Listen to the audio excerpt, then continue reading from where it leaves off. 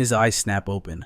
Shock courses through him as he realizes he is still breathing, but the world around him completely unrecognizable. Suddenly, pain explodes in his skull. A torrent of foreign memories crashes into his mind like a tidal wave. This body belonged to a pathetic loser, but Shuo couldn't care less. A dimensional rift tears open before him, and the void swallows him whole. Ding! Blue screens illuminate the darkness. The system welcomes him back. He has been offline for 100 years. Even in slumber, his power grew. 70 energy points accumulated every single second. The final tally, a staggering 221. So, earned billion points, he reigned as the #1 player for a century, untouchable and unrivaled by any living soul. The system offers one final reward, a mythic-rank treasure for clearing the 9th monster wave, the very battle that claimed his previous life. Shuo doesn't hesitate. He activates the treasure, multiplying his reserves by 999 times. His power level is now simply Tientan infinite. Now comes the moment of truth. The class selection ceremony begins. He instantly locks in the Necromancer class. It's only flawed, the exorbitant energy cost required to upgrade summons. But for Shuo, with his bottomless reserves, that isn't a flaw, it's a playground. He is now a harvester of souls. Every kill offers a 1% chance to enslave the victim's soul, binding it as an eternal servant. These shadow pets are untradeable and undyingly loyal. They grow in power at terrifying speeds, requiring only half the usual experience. Better yet, the Necromancer holds the divine power of evolution, a privilege reserved only for mythical classes. In his past life, he conquered 70 worlds in a decade, but this time he will crush every level with perfection. He will stand at the apex of strength. Shuo steps into the fray. Welcome to the first world, the Nightmare Source. He spawns in Doomsday Town, the designated safe zone. Here, violence is strictly prohibited by the system. Time to choose an alias. He abandons his past identity. From now on, he is simply Zero. New players flood the square. The air is thick with tension. The reality of the simulation is terrifyingly authentic, and whispers of monsters fill the air. Alert! The first world quest descends, panic erupts. Players scramble desperately to form parties, fear evident in their eyes. Amidst the chaos, Shuo stands like a statue, calmly analyzing his interface. The objective: slaughter 1,000 monsters and gather 10 silver coins. Only then will the world boss awaken. Victory means ascension to the second world. Shuo smirks. The rules of this game haven't changed a bit. Gear comes first. He strides into the weapon shop, where the NPC merchant, Charles, greets him. Shuo scans the inventory. His eyes lock onto a seemingly worthless item, a 1-star staff. He slams his entire starter fortune, 100 copper coins, onto the counter. The other players gasp in disbelief. Why buy a useless stick with 0 damage? They mock him. Surely a full set of basic armor is the smarter play. Shuo ignores their advice with a polite nod and walks away, leaving them to their ignorance. A bystander points out the folly. Low-tier weapons can't hold high-tier refinements. It is a waste of resources. Another player sneers.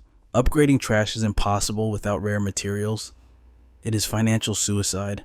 Shuo disappears into a dark alley. The crowd laughs, convinced he is a noob who doesn't understand the pay-to-win mechanics. Shuo inspects the wood. For normal players, energy is scarce. Refining the staff would take a lifetime of grinding. But Shuo isn't normal. He is swimming in an ocean of energy points. A wicked smile curves his lips. He praises his luck and lets the refinement begin. The success rate is abysmal, but the cost is cheap. He spams the upgrade button without mercy. Ding. Success. The staff glows with a blinding aura. He has unlocked the legendary golden attribute. Power surges through his grip. The preparations are complete. It is time to hunt. Outside the safe zone, the tutorial has turned into a slaughter.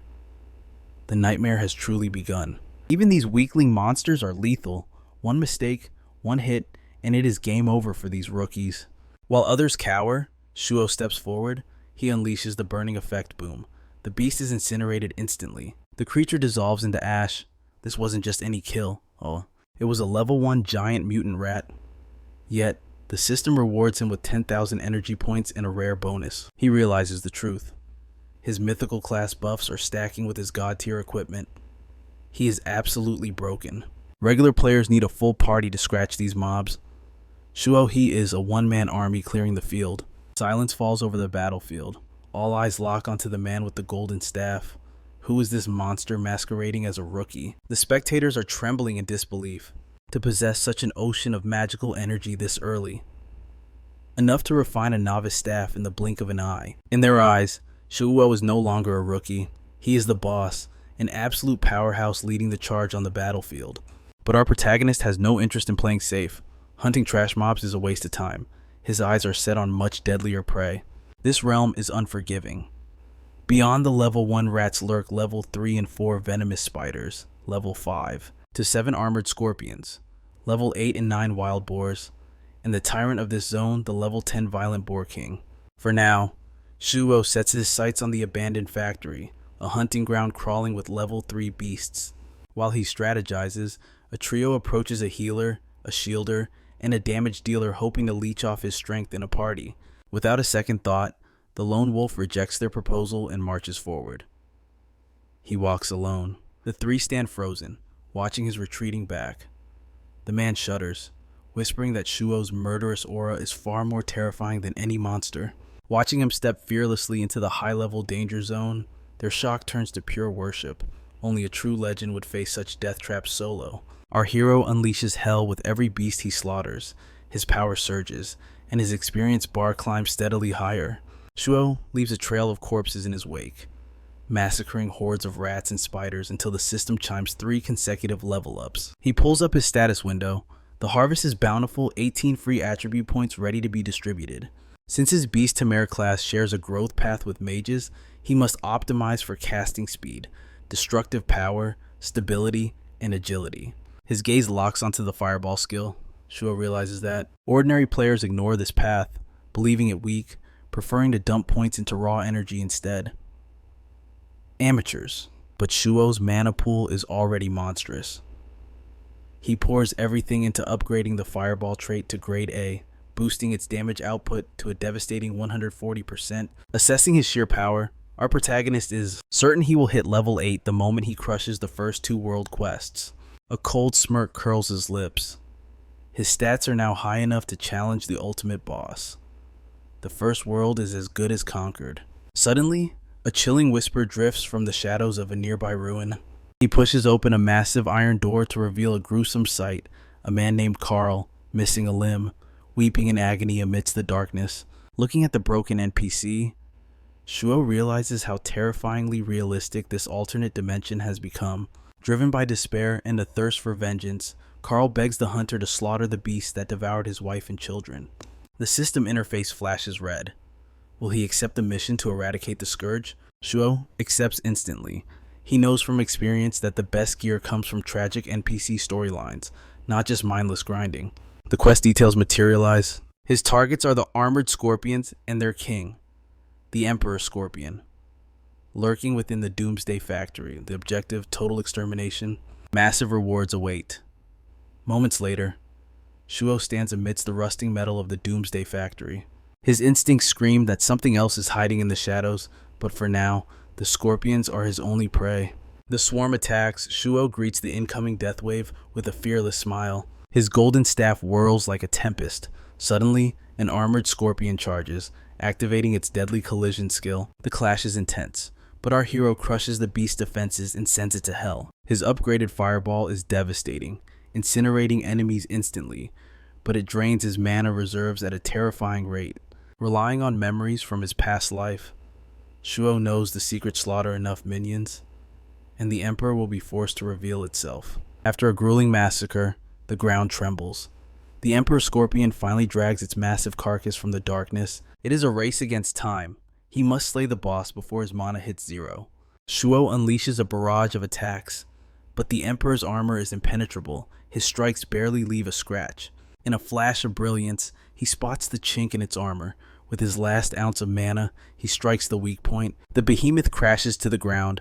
Our protagonist raises his staff to deliver the final execution blow. Suddenly, intruders, 2 figures burst from the shadows. One rushes to intercept Shuo, while the other sprints to steal the boss kill. The assassin strikes, but Shuo is already gone. He sidesteps gracefully, sending the attacker crashing into the dirt. He looks down coldly. "I've been waiting for you rats."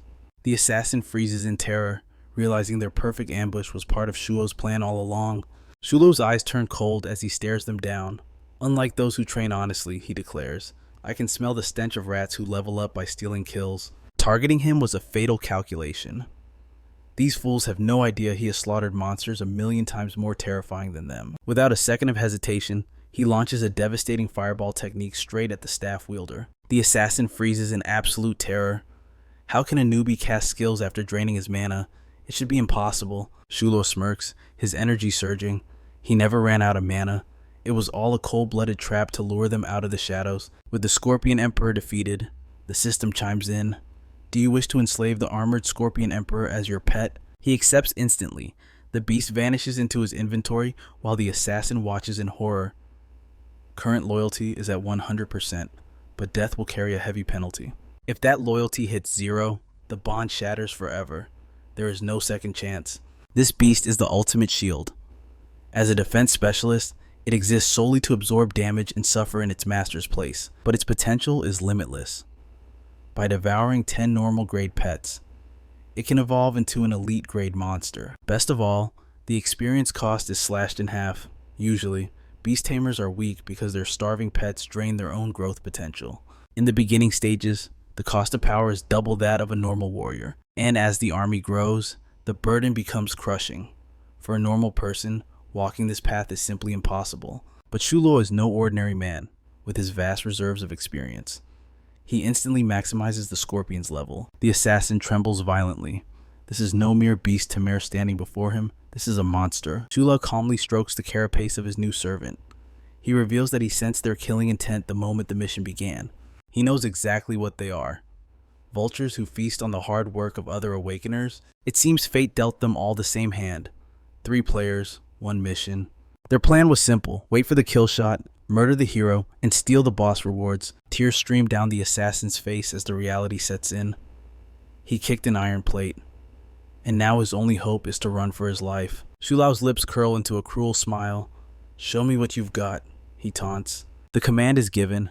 The armored scorpion lunges forward to feast. The assassin collapses to his knees. He begs and grovels for mercy, but Shuo's gaze remains cold as ice. Those who hunt others, he declares, must be prepared to become the prey. Mission complete. He returns to the NPC Carl, who swears eternal brotherhood for his heroic deeds. A golden light flashes. The system congratulates him on leveling up and grants a bounty of rare equipment. He receives a magic necklace surging with arcane power and armored leggings built for absolute defense. His eyes light up. The necklace boosts mana recovery, exactly what he needs to sustain his overwhelming power. Without wasting a second, he pours his resources into the gear. Maximum upgrade achieved. With these ancient artifacts and his beast by his side, hitting level 5 will be a walk in the park. Suddenly, a massive notification fills the sky above the players. A level 5 secret realm has manifested near Doomsday Town. All awakeners are summoned to conquer it. The timer is ticking. They have only 1 hour to clear the dungeon or lose the treasure forever. Terror grips the ordinary players, but Shuo, he grins, knowing the ultimate prize belongs only to him. A nervous player approaches him, desperate to form a party to survive the coming ordeal. But most are hesitant. Even with a fortune on the line, is it really worth throwing their lives away for a chance at glory? Shuo surveys the crowd. Only a handful of warriors have the guts to enter. Suddenly, a rough hand shoves him aside.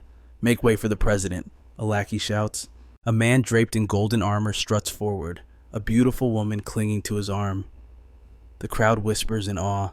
That's Lu Yao, the heir to the Lynn pharmaceutical empire and a billionaire scion. His assistant sneers at the commoners, puffing out his chest. Behold, he brags. Young Master Lu wears a full set of 1-star gear. Even his servants wear treasures you couldn't afford in a lifetime. But amidst the boasting, the girl's eyes wander. She freezes when she spots Shuo in the crowd. Her name is Lynn, the traitorous ex-girlfriend of the man whose body Shuo now inhabits. Lynn looked down on him with a sneer, mocking his empty pockets. A lowly tamer like you shouldn't even dream of the secret realm, she spat, but in a sudden flash of fury, Shuo warned her, don't you dare interfere with me. Lynn froze, her eyes widening in sheer disbelief. The Zhang Yui she knew, that was pathetic. He would have been on his knees begging for forgiveness the moment he saw her. Desperate to bruise his ego, she threw herself into Lu Yao's arms, sneering. Only a true powerhouse like Brother Liu has the strength to conquer this realm. Lu Yao pulled her close, casting a pitiful glance at our hero. Do yourself a favor and move on, he scoffed. There is no point in clinging to a past that doesn't want you. Besides, he added, radiating arrogance, I am the only one destined to clear this realm. So quit your pathetic daydreaming and get lost. Shuo didn't even flinch. He looked away, his voice dripping with disdain. That woman is nothing but a worn-out shoe I threw away. Keep her. His eyes burned with intensity as he declared, and as for the mission, the victory will be mine. Exploding with humiliation, Lynn shrieked like a banshee, You trash, Brother Yao is going to crush you into dust for that. A chilling, predatory smile spread across Shulo's face. If you value your lives, he whispered, the air turning heavy with killing intent, you better worry about surviving rather than coming after me. Lynn trembled with blind rage, but Lu Yao narrowed his eyes. As he scrutinized our boy, a cold sweat began to form. Something was wrong. His rank, his class, everything was shrouded in mystery. It was clear he had deliberately concealed his status, but why? Instead of taking the bait, Lu Yao regained his composure. I don't have time to waste on insignificant insects, he stated coldly. The secret realm is the only thing that matters right now. Striding towards the portal with Lynn, Lu Yao turned to the crowd with a charismatic facade. Anyone who wants the initial pass, follow me. The Supreme Guild will lead the way. Meanwhile, a trembling man approached Shuo, his spirit broken.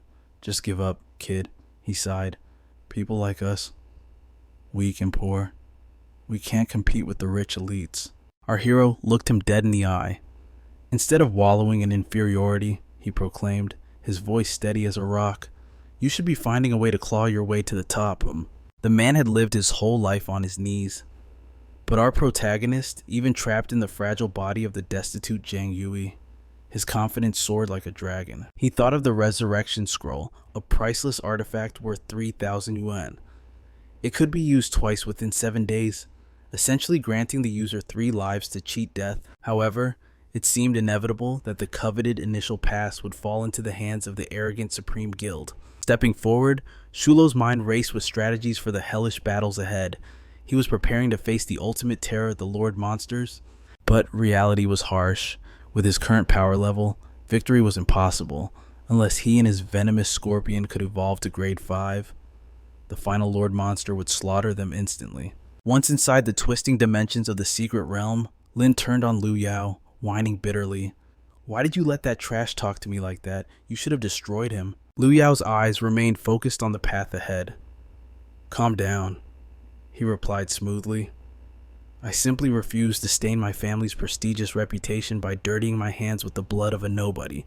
With a sneer of arrogance, the man rests his hand on her back, vowing to force that player to his knees and make him beg for forgiveness right in front of her. Lynn's eyes shimmer with feigned gratitude as she clings to him, whispering that he is the only savior who treats her with the dignity she deserves. Meanwhile, miles away from the petty drama, our hero Chulu is locked in a ferocious grind, fighting alongside his lethal armored scorpion to power level.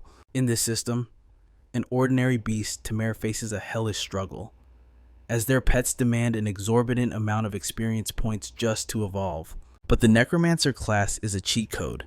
His undead servants require only half the essence, allowing him to slaughter small mobs and upgrade his armored companion at terrifying speeds. From a distant ridge, a group of players watches in stunned silence as Chulu dances through the swarm of scorpions.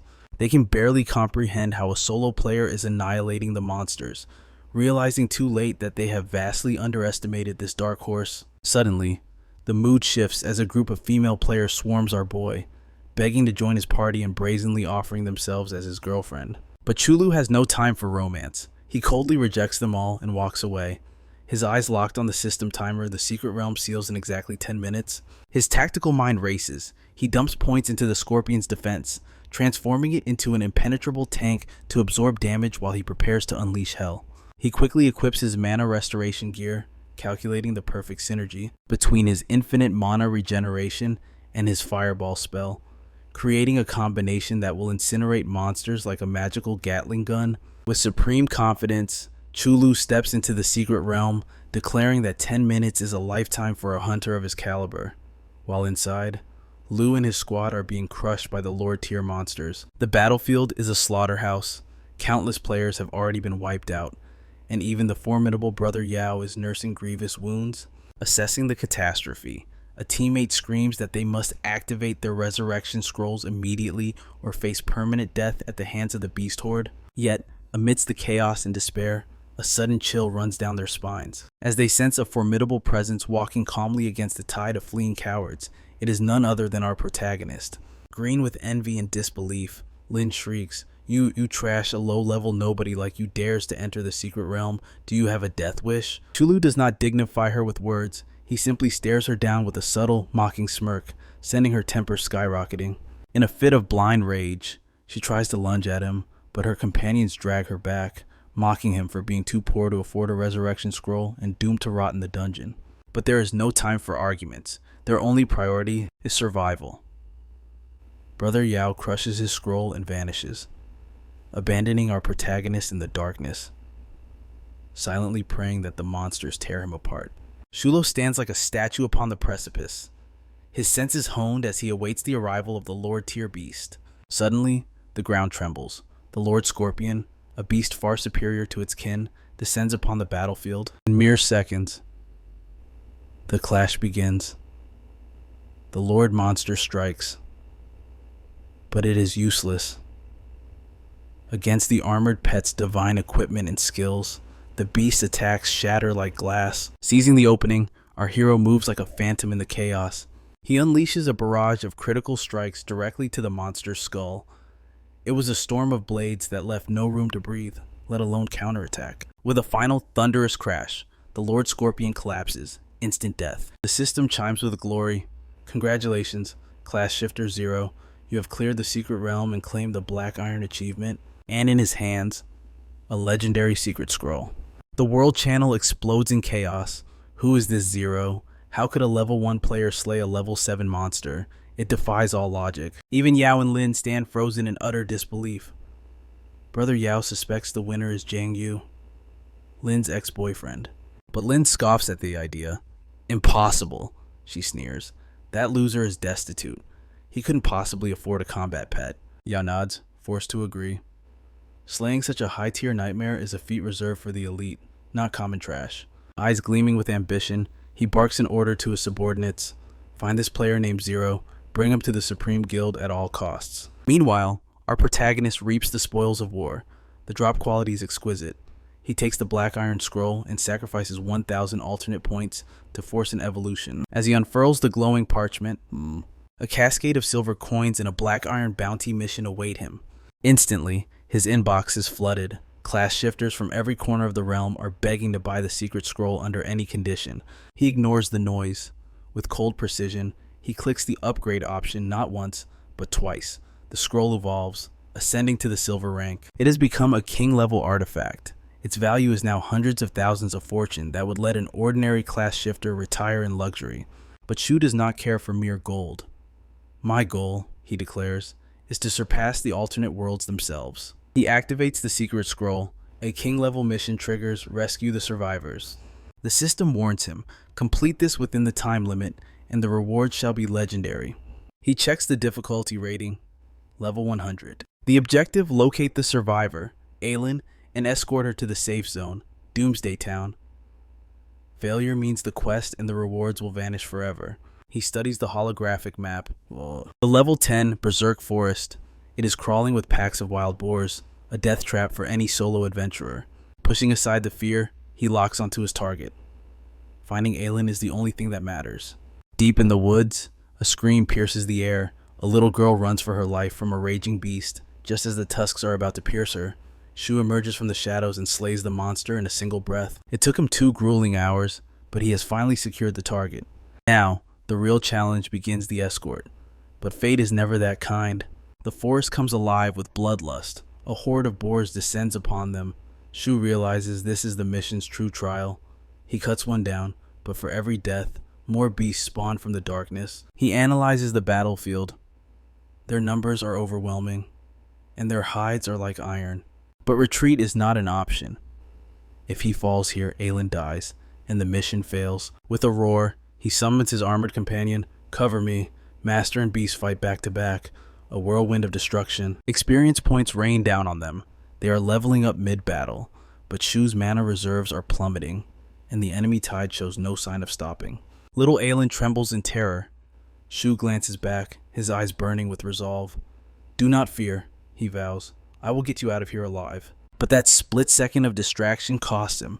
A boar slams into him like a freight train, knocking him into the dirt. If he were a normal player, he would be dead, but his monstrous vitality points absorb the impact, keeping him in the fight. He scrambles up, his concern shifting instantly to his faithful scorpion. Suddenly, the system blesses him. A massive influx of mana and points floods his body. He triggers an emergency double level up. Power surges through his veins. He equips the Lord Battle Ring, the trophy from the boss he slew earlier. His staff hums with terrifying energy. With this newfound strength, he unleashes hell, one by one. The beasts fall until silence returns to the forest. The slaughter is over. Now, only the journey to Doomsday Town remains. But his path is blocked. Yao and Lynn emerge from the distance. Brother Yao sneers, his voice dripping with malice. Look at this. It seems the trash is still breathing. Shu's eyes turn cold. Get lost, he warns. You are wasting my time. Enraged by his arrogance, Lynn screeches, Brother Yao, teach this peasant a lesson he'll never forget. Shu raises his weapon, his aura darkening. If you want to die, he whispers, then come and try. Suddenly, a blade slashes through the air. Lu Yao strikes without mercy. But against our hero's defense, the steel might as well be glass. Not a single scratch lands on him. Their eyes bulge in sheer terror. How can a mere rookie tank a fatal blow? Now the tables turn. Shu raises his staff, signaling the end of their arrogance. As mana gathers for the counterstrike, fear paralyzes Lu Yao. He screams in panic. Stop! I am the president of the Supreme Guild. I am the eldest son of the richest family. Touch me and you're dead. But threats mean nothing to a god. Shu unleashes his power. A thunderous impact shatters Lu Yao's defenses, stripping him of his armor and leaving him broken in the dirt. Ding! A system window flashes before our protagonist's eyes. Professional Supreme Star glory unlocked. The system delivers its verdict. Justice has been served. Since the fool struck first, his name has turned gray, marking him as a criminal. For the next 10 minutes, the aggressor is fair game. Killing him now yields 0 sin points. To explain the laws of this realm normally, a professional's name shines with the purity of white. But dare to strike an innocent, and the system brands you. The aggressor is grayed out, marked for death by the laws of the world. During this window of judgment, the victim becomes the executioner. They can slaughter the aggressor without a single stain on their soul. However, if the victim falls, the killer's name turns blood red. 100 sin points are instantly added to their record. A red player is cursed, banned from the safe zones, barred from returning to the real world. Their only fate is to hunt monsters endlessly to wash away their sins, or simply wait for the cold embrace of death. And death here is absolute robbery. Levels lost, experience wiped. A massive explosion of loot left behind for the victor. Shu shows no hesitation. He strips the fallen Lu Yao of every valuable prop and a piece of equipment, while Lynn sits nearby, trembling in absolute despair. Loot secured. Shu turns his back, ready to escort Aelin to the town and complete his true mission. But Lynn blocks his path. She begs for salvation, her pride completely shattered. Please, we are only granted 2 resurrection scrolls a week. Tears stream down her face. I've already used one. If I die here again, my future is finished. She attempts to charm him, claiming a bond of friendship that never existed, desperate to save her own skin. Shu doesn't even blink. He ignores her existence entirely, dragging Aelin away. He has no time to waste on trash. Fury twists her face as she watches him leave, but it is too late. Our protagonist marches on, successfully escorting Aelin to the safety of the town. Mission accomplished rewards flood his inventory piles of equipment and rare technique scrolls. An ice stick appears. Refining activates. 144 cycles, 22,256 energy points consumed. It evolves into the golden attribute, the Frost Scepter, a weapon of mass destruction. The cost was astronomical, draining his energy reserves. But for a monster like Shu, this is merely pocket change. The system grants a bonus reward, a mysterious normal grade pet egg.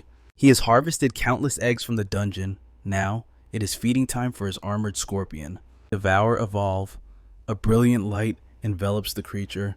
The normal scorpion transcends its limits, rising as an elite silver armored scorpion. A 2-star scepter, an elite beast, Lu Yao's golden gear. Shu has become a walking fortress, ready to challenge the ultimate boss of the first world. But before the final showdown, logistics must be handled. He needs supplies. Shu logs out, returning to the grim reality of the modern world to restock. Immediately, his phone screams, "It is the hospital. Pay 390,000 for Zhang Xiao's medical expenses now, or we stop the treatment." The ultimatum hangs in the air. Shu demands the account number. "You will have your money in 10 minutes. Desperate, he looks to his inventory. Selling a few pieces of gold and equipment would solve everything. It would fetch millions, easily covering the debt for the brother whose body he now inhabits. Error. The system locks him out. Warning, you are prohibited from selling or dropping this equipment. Curses. He needs another way. Even if he liquidates all his silver coins, it would barely scratch 10,000. He scours the job boards. Regular trainer. The pay is pathetic, and the transfer speeds are too slow. He needs a windfall, fast. Then, a specific listing catches his eye. Employer Ramuro. Looking for a professional coach. The pay 300,000. But the comment section is a graveyard. This is a suicide mission. Every coach they hire vanishes. Perfect. A death sentence for others is an opportunity for him. Shu smirks, intrigued by the danger. He connects with the client. A girl's voice outlines the contract. Condition 1. The student is a complete rookie. Condition 2. You must guide them to clear the first world. Shu cuts her off with supreme confidence. First world, no. I will teach you how to conquer the second world as well. He demands a staggering 390,000 as his fee, but she counters with an even higher offer, 400,000, on one condition: he must successfully train her sister. In a command room, illuminated by the cold glow of countless screens, a mysterious employer issues a strict ultimatum. Our hero must race to the spawn point of Doomsday Town. He has 10 minutes. Her sister is waiting, and time is ticking. The portal ripples as Shu steps through, the digital air of Doomsday Town filling his lungs, clearing the first world solo child's play. But the bounty for carrying a rookie is 400,000 gold. That is an offer he simply cannot refuse.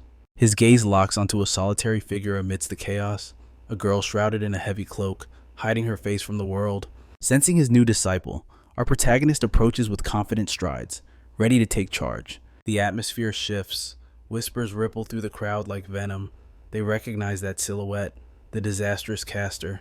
The players watch in disbelief, realizing the beast Tamer Shulo is actually insane enough to team up with the walking curse for a mission. Ignoring the noise, Shu initiates the party invite. The contract is sealed. He is now bound to the girl for the first world run. As they venture forth, he breaks down the victory conditions. To clear this zone, they need 2 things: 1,000 monster kills and 10 gold coins. But there is a cruel catch. He explains the reality of the power gap. She cannot harm these monsters. They are 5 levels above her. Even if he drains their health to a single drop, her attacks would be meaningless. They must grind.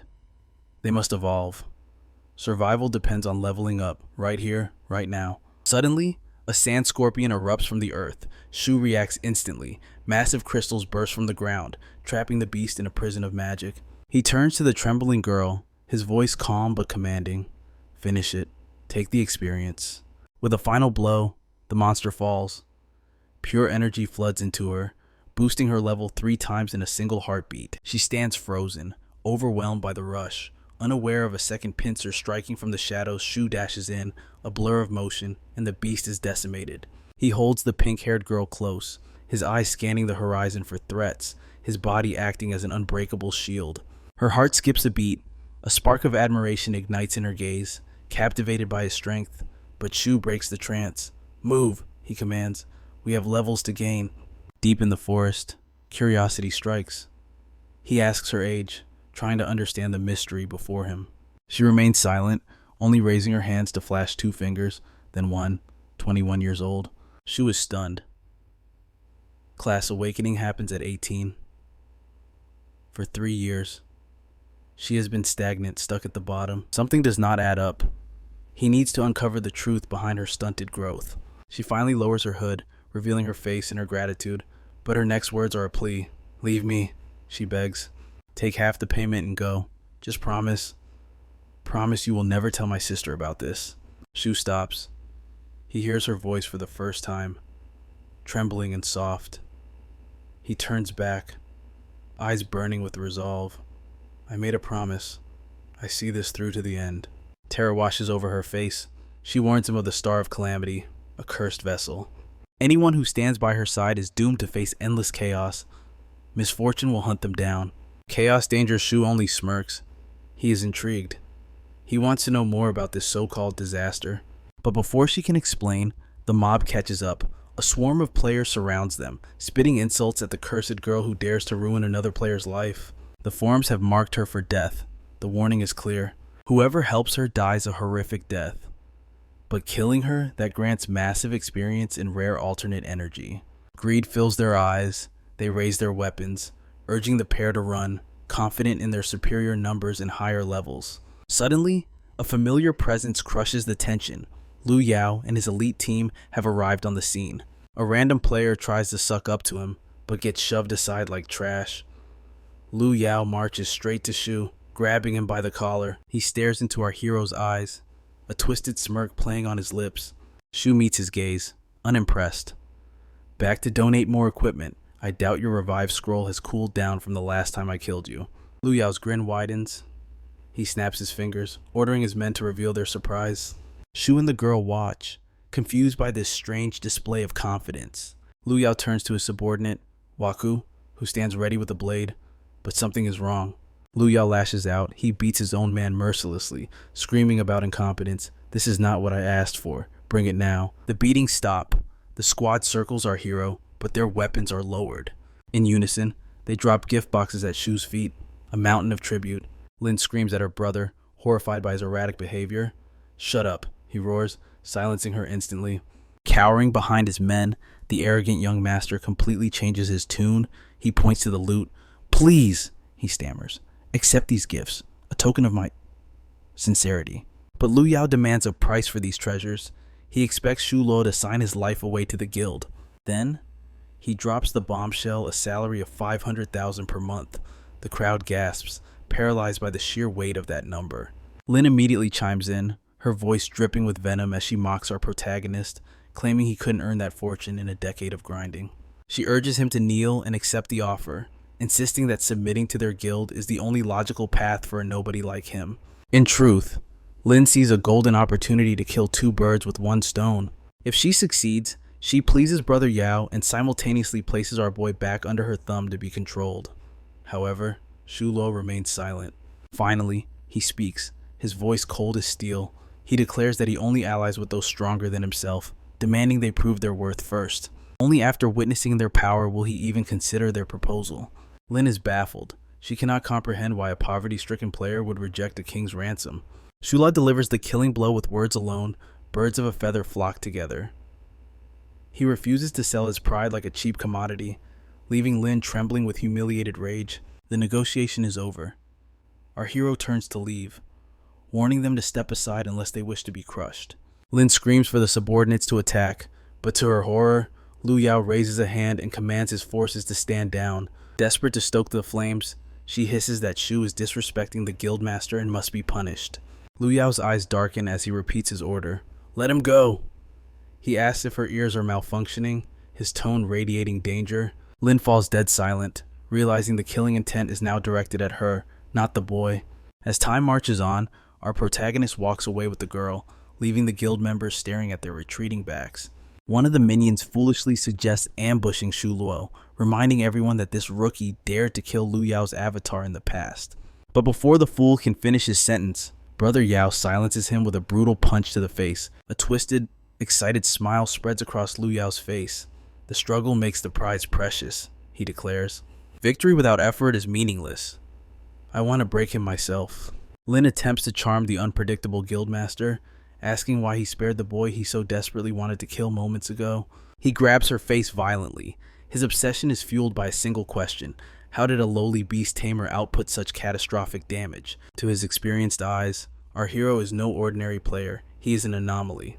Lu Yao vows to make Shu enter his guild by any means necessary. Meanwhile, Lynn seethes with hatred for Zhang Yui, the man she knows as Shu Luo. She clenches her fists, swearing to teach him a lesson he will never forget. Under the pale glow of the moon, our boy and Sujin traverse the dark woods. She quietly thanks him for saving her life. Shu Luo answers with cold pragmatism. He doesn't get paid if she dies. Despite his help, Sujin fears he cannot carry her through the first world. He looks at her, puzzled. How can a player with such crippling self-doubt survive in this hell? She had every chance to flee, yet she stepped into the abyss and sought him out. Sujin confesses the truth she gave up long ago, but her sister refuses to let her quit the game. With a trembling hand, she opens her status window, revealing a hidden class, the Vessel of Disaster. It is a cursed blessing. She cannot kill monsters solo, and the curse can only be lifted by clearing the first world, a feat she has failed for years. Seeing the class description, our protagonist realizes this is no mere curse, it is a dormant power. If a player with a special class overcomes their limitation, the potential is limitless.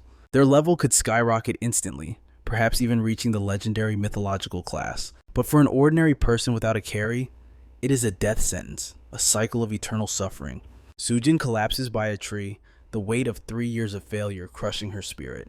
She has tried hundreds of times, but the system settings prevent her from teaming up with high-level players due to the level gap. Without a level 10 player to carry the burden, the first world's boss is invincible. Tears stream down her face as she begs our hero to leave her behind, convinced she is a lost cause, but Shuo ignores her defeatism. With eyes full of confidence, he declares that he will shatter the walls of the first world for her. Sujin freezes, hope igniting in her chest like a wildfire. She rushes to Shu, grabbing his arm in disbelief. For 3 agonizing years, she has waited for this nightmare to end, praying for someone to help her rise. Shuo places his hand over hers, a silent vow of protection. If you want to clear this, we move now. Their resolve is set.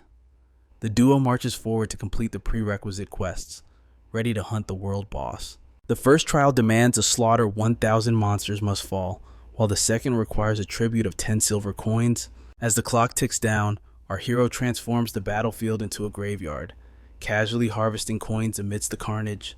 The girl watches in absolute shock, unable to comprehend how one man can annihilate dozens of boars and beasts with such effortless power. With the prerequisites crushed, Shu prepares for the ultimate challenge, turning to ask if his companion is ready to face destiny. Although Sujin nods in agreement, terror lingers in her eyes, prompting our hero to dig deeper into her hesitation.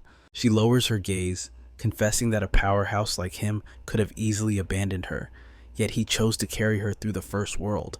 To ease her burden, our protagonist smiles and shakes his head, claiming he is nothing special, just an ordinary, middle-class man trying to survive. Hearing these humble words, Sujin falls even harder for his charm, unaware that Shu is frantically calculating the risks of revealing his obscene wealth. The grinding is over. The system flashes a notification, offering them a choice: confirm the boss battle now, or retreat for later. Without a second of doubt, our boy smashes the confirm button, accepting the challenge of the first world boss, Sector. The air ripples as a dark portal to the demon abyss tears open before them, and together, they step into the unknown. Inside the abyss, the system issues a grim ultimatum. They have exactly 1 hour to slaughter the boss, the Berserker Swine King. Failure is not an option. If the king still breathes when the timer hits 0, all their progress will be wiped clean. Suddenly, a cache of high-grade potions materializes, and the system mandates they prepare for the worst. These aren't just health drinks, they are revival scrolls and recovery elixirs worth a small fortune. Even though Shu is confident he could solo the beast, he pockets the expensive items, knowing that arrogance is the quickest way to the grave. For his strategy, our boy equips the drop armor of Lu Yao onto his silver-armored scorpion, transforming his pet into an unbreakable tank. Preparations complete. Shu stands before the lair of the Berserker King, his aura radiating pure intent to kill. This is no ordinary foe. The Swine King is a level 10 monster, the tyrant of the nightmare source, and the gatekeeper who slaughters all seeking the second world. Sujin steals her nerves, raising her weapon, desperate to prove she isn't just dead weight in this fight. Yet, her hands tremble. The math doesn't add up. 2 humans against a level 10 calamity seems like a suicide mission. Sensing her rising panic, our hero commands her to stay in the backline and support his pet only if absolutely necessary. Sujin tries to protest, consumed by worry, but Shu cuts her off with a look of absolute assurance. His plan is simple: total annihilation. As the Berserker Swine King lunges, our protagonist counters with a blazing super fireball, but the beast is a fortress of muscle. The flames wash over its thick hide, leaving not even a scratch. Analyzing the battlefield in a split second, Shu unleashes a barrage of fireballs. hammering the monster until the smell of burnt flesh finally fills the air. Meanwhile, the brave scorpion acts as a meat shield, absorbing heavy blows as the monster attempts a wild charge at Shuo. He dodges effortlessly, but as he checks on his pet's status, the king seizes the opening and launches another reckless assault. Sujin screams for him to move, but our boy plants his feet firmly in the monster's path, a trap already springing in his mind. The moment the beast enters his range, he unleashes the super ice pick technique, encasing the massive king in a prison of frost. However, the monster's resistance is legendary. The ice begins to crack almost instantly, shaking off the frost. The boar roars in fury, and Sujin cries out a warning the king is preparing its ultimate move, the deadly stomping technique. But the real crisis is elsewhere. The boar has already turned its rage back onto the battered scorpion. Desperate to save his investment, our protagonist yells at Fang Su to heal his pet, terrified of losing 400,000 gold in a single second. Although she pours her magic into the scorpion, her healing spells are like drops of water against a raging fire compared to the boar's power. The pet needs time to recover, time they do not have.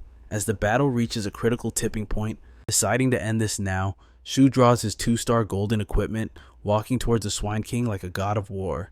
He knows that even a rank 10 monster cannot withstand the overwhelming might of such high potential gear. He defies the laws of magic, casting both fire and ice techniques simultaneously, a feat of dual mastery that leaves Sujin questioning reality. The struggle is brief but intense, until finally, the massive beast collapses, lifeless, onto the dungeon floor. Victory is theirs. The system congratulates them on the kill, showering Shu with loot which he efficiently sorts into his inventory. But the rewards aren't finished. The system turns its attention to his companion. Fang Sujinan has shattered the limitations of the disastrous caster class, awakening the vessel of calamity to become the epic taboo sorcerer. Overwhelmed by the notification, tears stream down Sujin's face. She is finally free from her curse, and her power has skyrocketed. With their evolution complete, 2 shimmering portals open before them, beckoning them to the next stage of their legend. 2 portals, 2 destinies. The Crimson Gate leads to the second world, while the Azure Gate returns to reality. Shuo steps unhesitatingly toward the blue light. He has a solemn duty to fulfill, paying the medical debts of Zhang Zhao, the younger brother of this body's original owner. Sujin blocks his path, her eyes filled with questions. Where are you headed? His answer is cold and concise. To collect the payment your sister owes me. Moments later, Shuo stands within the imposing Fan Corporation tower in the heart of Linhai City. Sujin's sister can barely contain her excitement. After all, she is meeting the legendary class shifter Zero, a figure shrouded in mystery and fame. The transaction is complete. After receiving the hefty sum from Sujin's sister, our hero wires the funds directly to the hospital's account. Is there anything else required? He asks, his voice steady. Shuo's voice carries the weight of a desperate guardian. He demands a cure for his little brother. But the doctor's report strikes a heavy blow. The boy's condition has critically deteriorated. Continued observation is mandatory, requiring another 50,000 credits. A curse escapes Shuo's lips. He instantly regrets rejecting Lu Yao's earlier offer. Fate, however, intervenes with another call, an invitation from the prestigious Misty Rain Pavilion Guild. It is Suyun, the Vice Guildmaster herself. Her offer is tempting 30,000 a month, plus full medical coverage. Desperate for funds, Shuo accepts, but sets a non-negotiable term. I will fight your battles, but you will never shackle my personal freedom. Suyun relays these arrogant terms to the guild elders. Fury erupts in the meeting room. To join the guild is to serve the guild, they argue. If someone desires absolute freedom, then they have no place among us. The council stands united against this insolent newcomer. But CEO Su Chen raises a hand, silencing the room. He trusts the judgment of Suyun, his sister, who recommended him. What makes him so special? He demands. Suyun's reply drops like a bomb. He obliterated the 100-year record, clearing the first world boss in less than 24 hours. A talent this terrifying is a diamond in the rough. They must secure him at any cost. Su Chen hesitates, the elder's words weighing on him. Seeing this, Sujin rises, adding her voice to defend Shuo's potential. Suyun presses the advantage. Accept his terms for now. Time will prove his worth. With no better option, the CEO nods. The deal is struck. The protagonist is now one of them. Back in the shadows, Shuo calculates his earnings. The bonus alone should stabilize Zhang Zhao's treatment. Suyin calls again, ordering him to report to headquarters immediately. But Shuo is not a corporate drone. "I work from home," he declares flatly. "We are in the same city. Distance is irrelevant." Though Suyin grinds her teeth in frustration, she is forced to yield to his arrogance. The call ends. Shuo stretches, his muscles coiling like springs. He considers his next move. Financial worries are a thing of the past. Now, only power matters. He steps into the crimson void. The system voice booms, "Welcome to the second world. Safe zone Nordentown." This is the domain of the fortress besieged undead. A hellscape overrun by mutated abominations, the zombies. To challenge the final boss, he must first conquer 2 trials, clear the secret realm, and survive 3 apocalyptic waves of the undead. Shuo checks his stats. He is not strong enough yet. The secret realm demands level 15. The grind begins now. A shout cuts through the air. Captain Norris is barking orders. Move before the next wave hits. The undead have breached the perimeter, and supplies are critically low. Even here, in the so-called safe zone, death is never far away. Norris spots Shuo and pleads for aid. "We need materials from the west sector. Can you help us?" The system window flashes. Out of 10 available quests, this is the highest difficulty. Targets ranging from level 11 to 20, high risk. Insane rewards. Shuo smirks. He accepts the mission instantly. Captain Norris bows in gratitude. He arrives at the ruins of a military base, now a playground for the walking dead, with his armored scorpion at his side. The slaughter begins. He launches a fireball, an explosion of flame, but the zombies emerge unscathed. They possess high fire resistance. "Fine," Shuo mutters, his eyes glowing cold. "Let's see how you handle the ice." Tactical analysis complete. "Scorpion, take the front," he commands. The beast charges, drawing their aggression. Their rotting claws shatter against the scorpion's impenetrable carapace, with the enemy pinned and helpless. Shuo steps forward to deliver the killing blow. Frost energy surges as Shuo shatters the level 11 fire zombie in an instant, but when the loot drops, it's nothing but a few measly bronze coins. The system is being stingy today. He continues the grind, slaughtering the undead horde with mechanical precision, yet he only gathers 50 fire cores. The drop rate is trash compared to the effort. His stamina is tanking, and hunger begins to gnaw at his real-world body. Just as he considers logging out to recover, a deafening roar shakes the very ground beneath him. This sound. It heralds the spawn of a Lord-tier monster. His eyes lock onto the horizon. There it is, a sovereign zombie lord charging straight for him with murderous intent. Danger numb. This is an opportunity. A lord monster guarantees high-tier equipment drops. Adrenaline floods his veins. Shuo braces himself for a clash against the sovereign. The boss monster wastes no time. It launches a devastating icicle spike attack, landing a direct hit on our hero before he can even react. It's a stalemate of elements. Both wield the power of ice and fire, nullifying Shulo's damage output significantly. This is a bad matchup. The Lord shifts a grow and obliterates Shu's pet scorpion in a single strike. It's gone. A 3-hour revival cooldown just triggered. Even with his Necromancer buffs active, our hero realizes the grim truth. He cannot tank this monster for 3 hours alone. The situation is critical, but suddenly, a burst of magic strikes the beast from the rear, its fang Sujin descending like a Valkyrie. She locks the monster down with incredible strength, shouting for him to focus on dealing damage while she holds the aggro. Sujin unleashes a blazing fireball, simultaneously weaving a ray of light to bind the creature. Shulu watches in awe, casting 3 high-level skills at once. Her micromanagement is god tier. This is the terrifying potential of the taboo sorcerer class finally revealed. Now, they launch a synchronized final strike, their combined powers shattering the level 14 sovereign zombie into dust. As the rewards notification pops up, Shuluo thanks her for the save and offers to split the loot 50-50, but she gently declines. She explains she only just arrived for her own quest and couldn't stand by while a solo player faced a lord boss.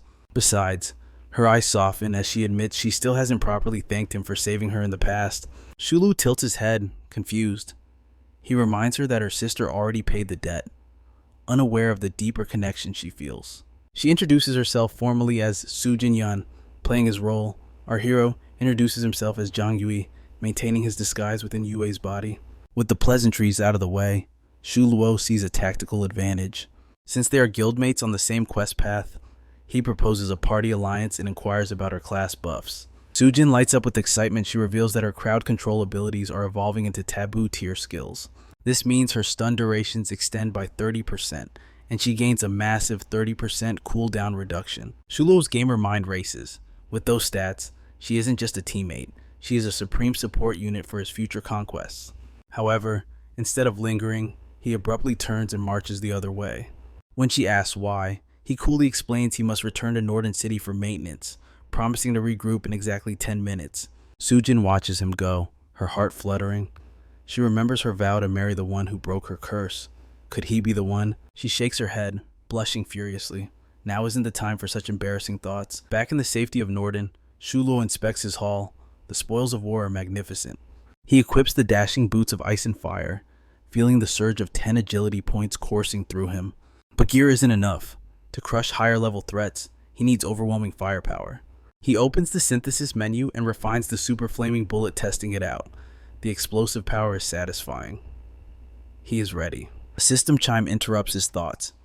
It's a guild invite from Sujin Yan. Business in town is concluded. He accepts the invite, steeling himself to return to the fray. Moments later, they walk side by side. Sujin marvels at his damage output, while Shuo genuinely praises her impeccable crowd control. Blushing at the compliment, she admits her sister customized the skill build specifically for her class, but curiosity gets the better of her. She stares at him intensely. "Are you hiding mythical tier equipment?" she asks. "That kind of burst damage isn't normal." Shulo laughs it off, claiming he is just your average, run-of-the-mill, mythical class shifter. Sujin narrows her eyes. She knows the lore. There hasn't been a single mythical awakening announced this year. A mysterious smirk plays on our hero's lips. Let her wonder. Only he knows the truth that a class like his doesn't awaken through normal means. With the ice and fire zones cleared, they set their sights on the next hellscape. The hunt for poison cores begins. With their destination set, the duo marches straight toward the toxic wasteland of the poison zombies. Suddenly, the system interface screams with an urgent notification. A mandatory summons from the guild: assemble now or face immediate expulsion from the team. Sujin stares at the holographic screen, her brow furrowing. She cannot fathom the logic behind this aggressive announcement. When Shuluo asks who holds the authority to threaten them, she reveals the name: Chen Jun, the branch master of Lynn High City. His power was not earned by merit alone. His father and the CEO were sworn brothers of the chaotic era, granting Chen Jun the throne by blood right. Discussion over.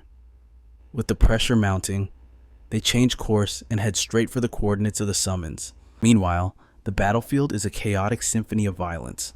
A sovereign zombie stands amidst the carnage, an immovable mountain of death that no player can topple. It is not just man versus monster. Two rival guilds are clashing, turning the raid into a bloodbath of human greed. Lu Yao crosses blades with Captain Norris, but suddenly, Shuluo enters the fray, his voice cutting through the noise. He refuses to spill the blood of allies over a mere boss drop.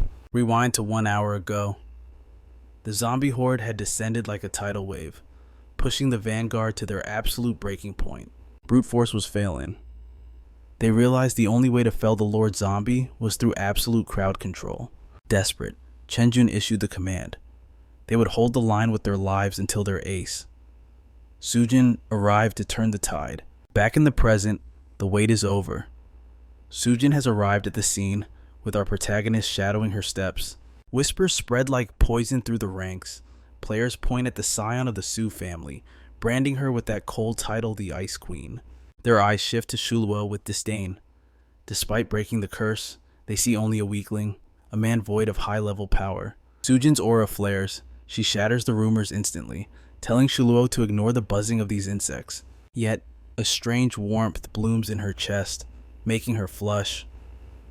Watching this rare display of emotion, Chen Jun feels a surge of twisted excitement. But when his gaze lands on the boy standing beside her, that excitement curdles into pure shock. Jealousy sparks in his eyes. He demands to know who this nobody is and why she's alone with him. Sujin brushes him off, but Chen Jun plays the role of the concerned protector. He claims he is merely guarding her against those with impure intentions. Ignoring his posturing, she cuts to the chase. She demands the situation report immediately. Chen Jun points to the nightmare before them. The sovereign zombie is holding its ground, a fortress of death that refuses to fall. Sujin's tactical mind races. They must slaughter this beast immediately to secure a legendary boost for their guild. Shuo steps forward, his energy rising. He prepares to join the hunt as a guild member, leaving Sujin stunned by his boldness. Stop right there. Chen Jun blocks his path, refusing to let him interfere. His eyes drip with arrogance. To him, Shuo is just a lowly beast to mare, unworthy of standing on the same battlefield. The crowd feeds off this negativity. All the class shifters begin to sneer. They mock him as a mercenary chasing coin, echoing Chen Jun's disdain perfectly. Sujin tries to rage against the injustice, but Shuo holds up a hand, calm as a still lake. He acknowledges Chen Jun's authority as the guild master. Left with no choice, Sujin clings to Shuo's arm. Her voice is iron hard. If this is your decision, then I stand with him, not you. Chen Jun's composure cracks. He stammers excuses, claiming he only fears for Shuo's safety due to his perceived weakness. But his warning carries a dark edge. If Shuo enters the fight, his life is forfeit, and they will not lift a finger to save him. Time is running out. Chen Jun practically drags Sujin toward the front line, desperate for her crowd control magic against the sovereign. She casts a longing look back, telling Shuo to wait. But Shuo knows the truth against a level 15 boss. Even her magic will face a brutal struggle. The raid party engages the beast. Shuo stands back, his sharp eyes analyzing every skill, every weakness. Nearby, Lu Yao and his squad freeze. They stare in disbelief at the emblem on Shuo's chest, Misty Rain Pavilion. Lynn loses her temper. She screams at Shuo, calling him a traitor for rejecting their guild only to serve another like a dog. That is the last straw. Sujin appears and unleashes her fury, striking out at Lynn for daring to insult the man she admires. Lu Yao ignores the chaos. He sees talent, and he is desperate to claim it.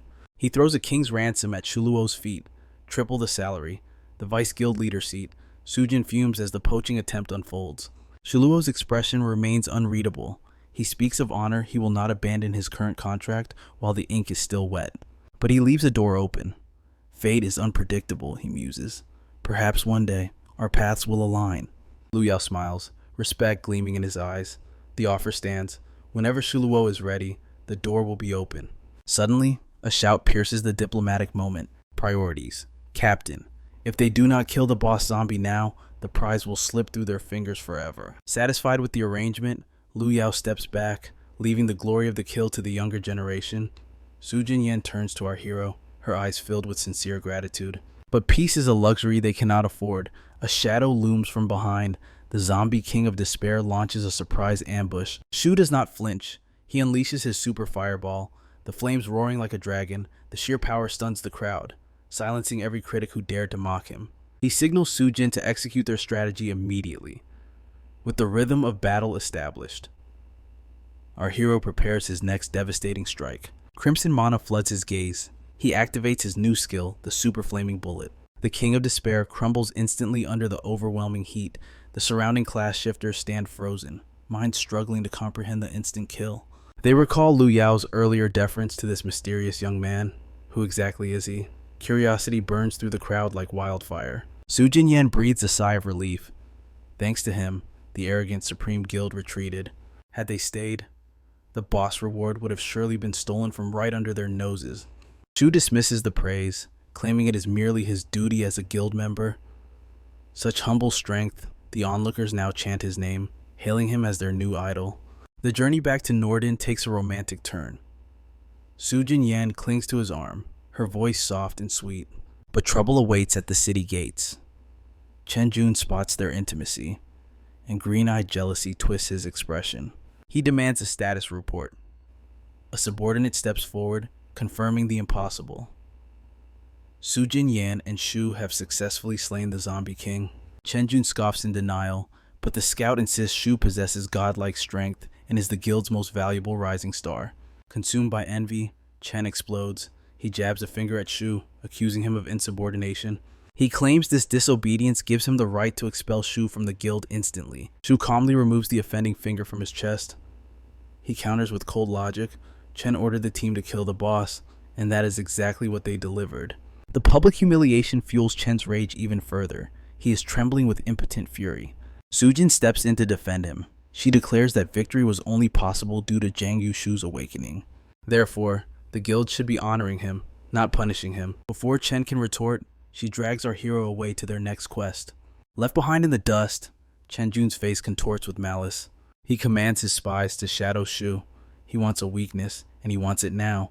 Deep in the wasteland, the duo enters the poison zombie zone. The air hangs heavy with a noxious, deadly stench. Shuo warns her to keep her guard up.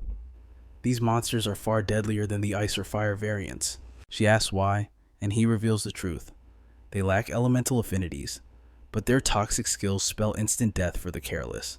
Grateful for his guidance, she hands over the rewards earned from their previous guild commission. Battle erupts, but the poison zombies stand no chance against their perfect synergy. They cut through the horde like a hot knife through butter. Suddenly, Shuo senses a gaze on his back. Someone is watching them from the shadows. It is one of Chen Jun's spies, transmitting a live report. The target is farming zombie cores alongside the young miss. The report continues. Their bond is deepening. They laugh and joke with an intimacy that suggests more than just a professional partnership. Hearing this, Chen crushes the communicator in his hand. Sujin has never smiled at him like that. His obsession turns dark. His advisor whispers a poisonous suggestion. Expel Shuo from the guild. Isolate him, and the girl will be yours. Suddenly, a system announcement blares. Warning, a level 13 monster horde is approaching. All shifters prepare for impact. A sinister grin spreads across Chen's face. Chaos is the perfect ladder. He finally has the perfect distraction to destroy Shuo. In this world, horde arrivals disable all safe zone protections. It is open season for player killing. Unaware of the betrayal plotting against him, Shuo focuses on the hunt. Just a few more kills to complete the mission. The clock is ticking. 30 minutes until the horde arrives. They must finish now or be overrun. Ambush. A poison zombie sinks its claws into Shu's shoulder from the blind spot. Sujin reacts instantly with her control skill, freezing the beast. Shu ignores the pain and drives his blade through its skull. Critical hit. Wincing from the wound, Shu assesses the situation. The riverside is too dangerous now. It is time to make a tactical retreat. Quest complete. Golden light bathes them both. Sujin ascends to level 16, while Shuo powers up to level 17. Sujin marvels at his progress, noting he would be level 20 by now if he wasn't sharing his experience points with his pet. But raw levels aren't enough. With the horde looming, Shuo needs better gear. He opens his inventory to refine the loot from the poison zombies. He gears up with blast-proof leggings for himself and heavy armor for his scorpion, ensuring they are invincible against the coming chaos. Sujinian's blood pumps with adrenaline, ready to face the approaching horde. But the buzz of a notification shatters her focus. It is Su Chenyan, summoning her to the corporate office where her sister waits like a spider in a web. Anxiety grips her heart. If she leaves now, Shu must face the apocalypse alone. Sensing her hesitation, Shu offers a grim warning. She must escape now, or the alternate world will seal her inside forever once the event begins. Jinian hesitates. A horde of level 13 undead is a death sentence for most, but our protagonist simply smiles, radiating absolute confidence. Sassy. Reluctantly, she fades back to the real world. Moments later, the air grows heavy. The zombie horde event has begun. The invisible barrier slams shut. No soul can leave this dimension until the mission is accomplished. A pillar of light pierces the earth from the void. An endless ocean of rot and hunger pours forth. Panic spreads among the shapeshifters like a virus. Shu analyzes the battlefield instantly. These monsters are infinite. Brute force is not the answer. He must force them out of the safe zone. Suddenly, his system pings with desperate cries for help from other players. But when he arrives at the coordinates, there is no battle. Only men feigning injury and Chen lying in wait. It is a trap. One of Chen's lackeys scans our hero, scoffing at his stats. To their ignorant eyes, his defense looks pitifully weak. They believe they have won before the fight even starts. 12 elite archers lurk in the shadows, arrows nocked and ready to end him. Chen's plan is sadistic. They intend to slaughter him, camp his respawn point, and kill him again and again until his spirit breaks. All this hatred for one simple reason? Shu dared to get close to Sujinian, the woman Chen claims as his property. Shu stands exposed in the center of the alley. At the signal, 12 arrows scream through the air, converging on his heart, but steel meets an impenetrable wall. His pet scorpion materializes, its armor deflecting the barrage like rain against stone. A crimson notification flashes before Shu's eyes. The system recognizes a malicious player-killer attack. The rules of engagement have changed. For the next 10 minutes, the victim is granted the right of retribution. He can slaughter them all without penalty. A cold smile touches his lips. He challenges them to survive what comes next. It is not a battle, it is an execution. Within moments, the scorpion tears through the alley, silencing all 12 archers. Chen Jun trembles in disbelief. He screams at his strategist, blaming him for the failure. But neither of them understands the monster they have provoked. Shu steps over the bodies, his voice calm and terrifying. He reminds them that they were the ones who chose violence. To think they could hunt a predator. That was their fatal error. Chen is paralyzed. He realizes too late that Shu was never walking into a trap. He was walking into a hunting ground. With a mocking smirk, our boy reveals the truth. He spotted their spy the moment he slew the zombie king. He simply decided to play along. The color drains from Chen's face. Shu feigned weakness to lure them out, and like fools, they took the bait. "I didn't want to fight," Shu says, his eyes cold. "I just wanted to see how desperate you were to die." Like a cornered rat, Chen Jun refuses to accept defeat. He raises his bow, trembling, aiming one final shot at the impossible. Futile. Before the string can snap, Shu shatters the weapon with the swing of his frost blade. From the shadows, Chen's elite assassin strikes a dagger aims for the protagonist's throat. But he is too slow. A blazing fireball erupts from Shu's hand, incinerating the assassin instantly. Chen stares at the carnage, his arrogance replaced by pure terror. Who the hell are you?" he stammers. "Someone you cannot afford to offend." With those final words, Shu delivers the killing blow, sending Chen Jun into the void. Back at the resurrection point, the defeated group materializes, their pride shattered. They check their death logs. The killer's ID is 0. The blood drains from their faces as they realize the truth. He is the legendary Necromancer who soloed the World Lord. Chen Jun shakes with a mix of fury and fear. The man he tried to bully is the strongest player in existence. But his ego is too vast to accept defeat.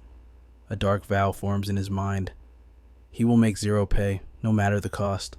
Meanwhile, in the real world, the atmosphere is suffocating. The elders of the Su family have gathered to sell Jinian's future in an arranged marriage to Chen Jun. Jinian stands her ground, her voice sharp with defiance. She will not marry a man she despises. Chen's father laughs off her refusal. He displays their engagement gifts, a rare devil's outfit and a mythical grade potion, treasures worth over 13 million. He speaks as if the deal is already done. "Marry him," he promises, "and you become the ace of our empire." But Jinian bows politely and delivers a cold, absolute rejection. The refusal strikes like a slap in the face. Her Uncle Su explodes in rage, his shout echoing through the hall. Suddenly, the elder sister steps between them, her eyes blazing with protective fury. She declares that her sister is not a mere bargaining chip for their business deals. Turning to Sujin, she grips her shoulders, vowing with absolute conviction that she will defend her pursuit of true happiness against anyone. But just then, the atmosphere shifts. "Mr. Chen's phone rings, shattering the moment. His face goes pale as the report comes in his son. Chen Jun has been slaughtered by our protagonist, Zhang Yu. Rage explodes from him as he ends the call. He screams that the guild master, his own flesh and blood, is under attack by traitors, reminding them that he holds the financial lifeline of the Su Foundation. He leaps from his seat, veins bulging.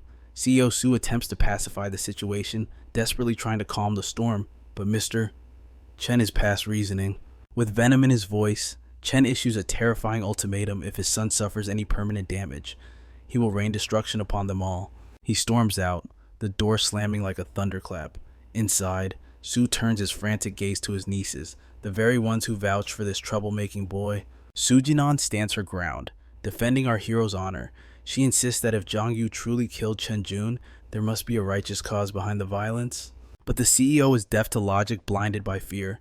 He commands that Shu be dragged back in chains and forced to kowtow to the Chen family in apology.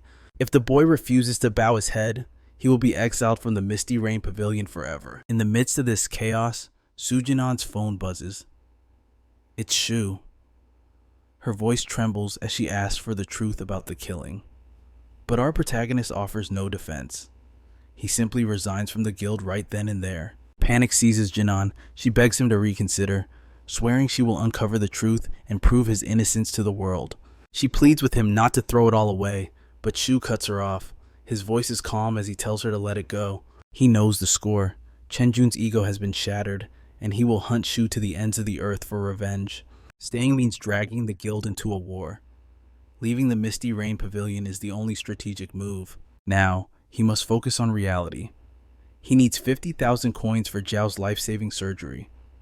To gather such wealth, he must ascend to the third world immediately. Striding through the town, Shu reviews his quest log. The path to power is clear. He must survive 2 imminent zombie waves and conquer a dungeon before he is worthy to face the Lord Monster of the Second World. The system offers 3 dungeons, but a true player only needs to dominate one to prove their worth. His eyes lock onto the death level dungeon. It is a suicide mission for most, but it holds the legendary materials and equipment he craves. With his current stats, fighting level 20 monsters is no longer a challenge, it is a massacre waiting to happen. Suddenly, a group of thugs blocks his path, sneering and whispering that this is the famous beast Tameir. Annoyance flickers in Shu's eyes. He politely asks them to move, but they begin to jeer, mocking him as a coward and daring him to strike them down. Shu's gaze sharpens. He smells a trap. He coldly asks, "How much is Chen Jun paying you for your lives?" One of the goons smirks, admitting the bounty 5,000 coins and a revival scroll for each death, with a massive bonus for anyone who takes Zhangyu down. A dark amusement crosses Shu's face.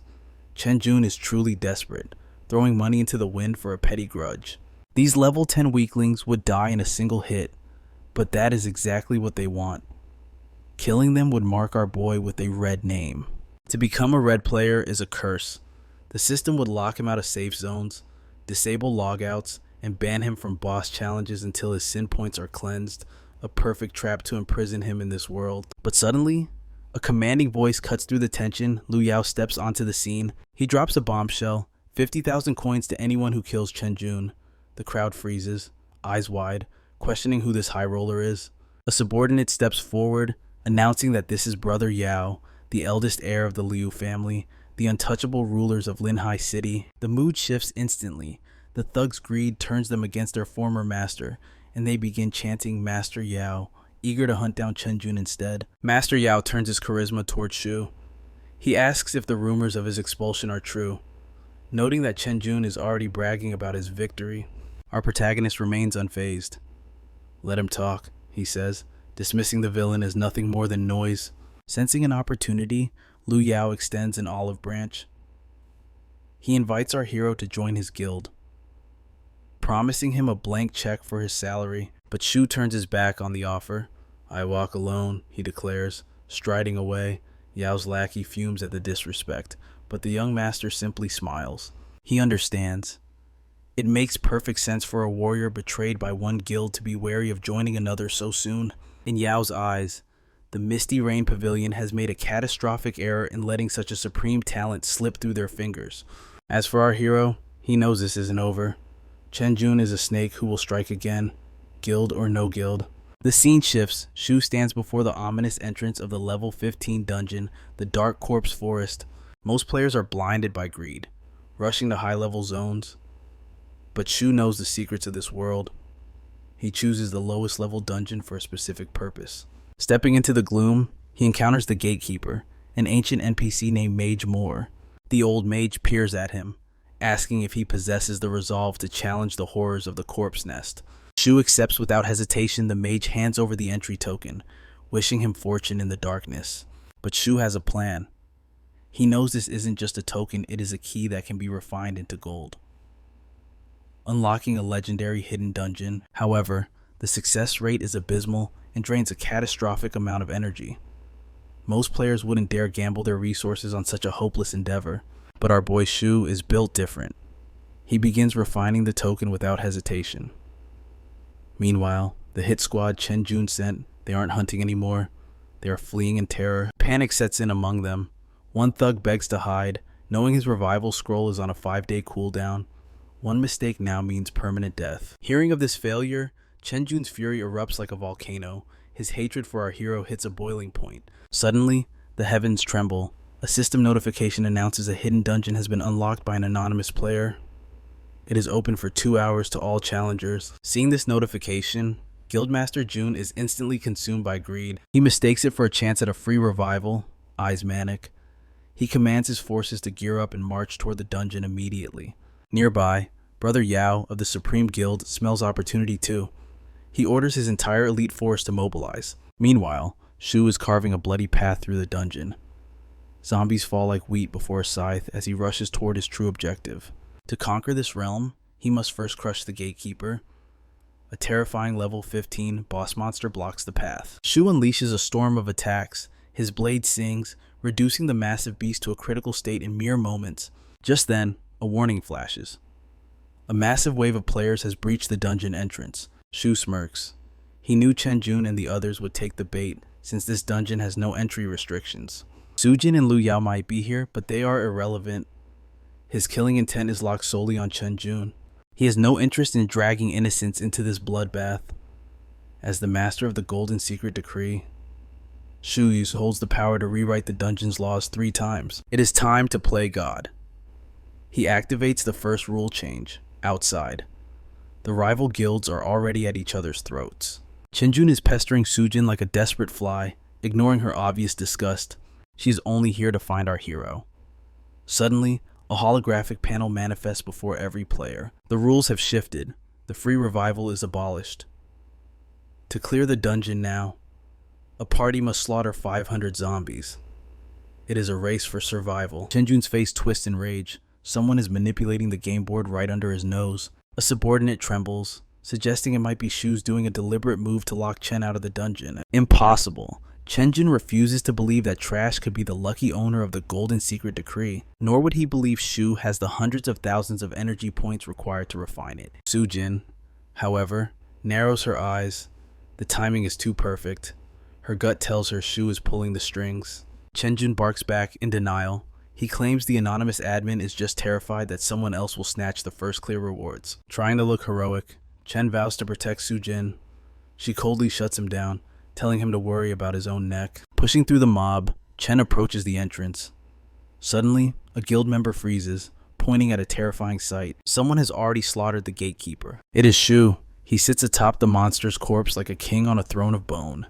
Sujin's eyes light up with delight. Chen Jun turns pale, then red. He finally realizes the architect of his misery is none other than Shu. Shu hops down, striding toward them with suffocating pressure. He challenges Chen Jun. "You wanted to kill me. Come and try." Cold sweat drips down Chen Jun's back. He realizes too late this entire dungeon was a hunting ground, and he is the prey. Cowering behind his minions, Chen screams a warning. He invokes the name of Su Chen, a powerful aristocrat, hoping to scare Shu into submission.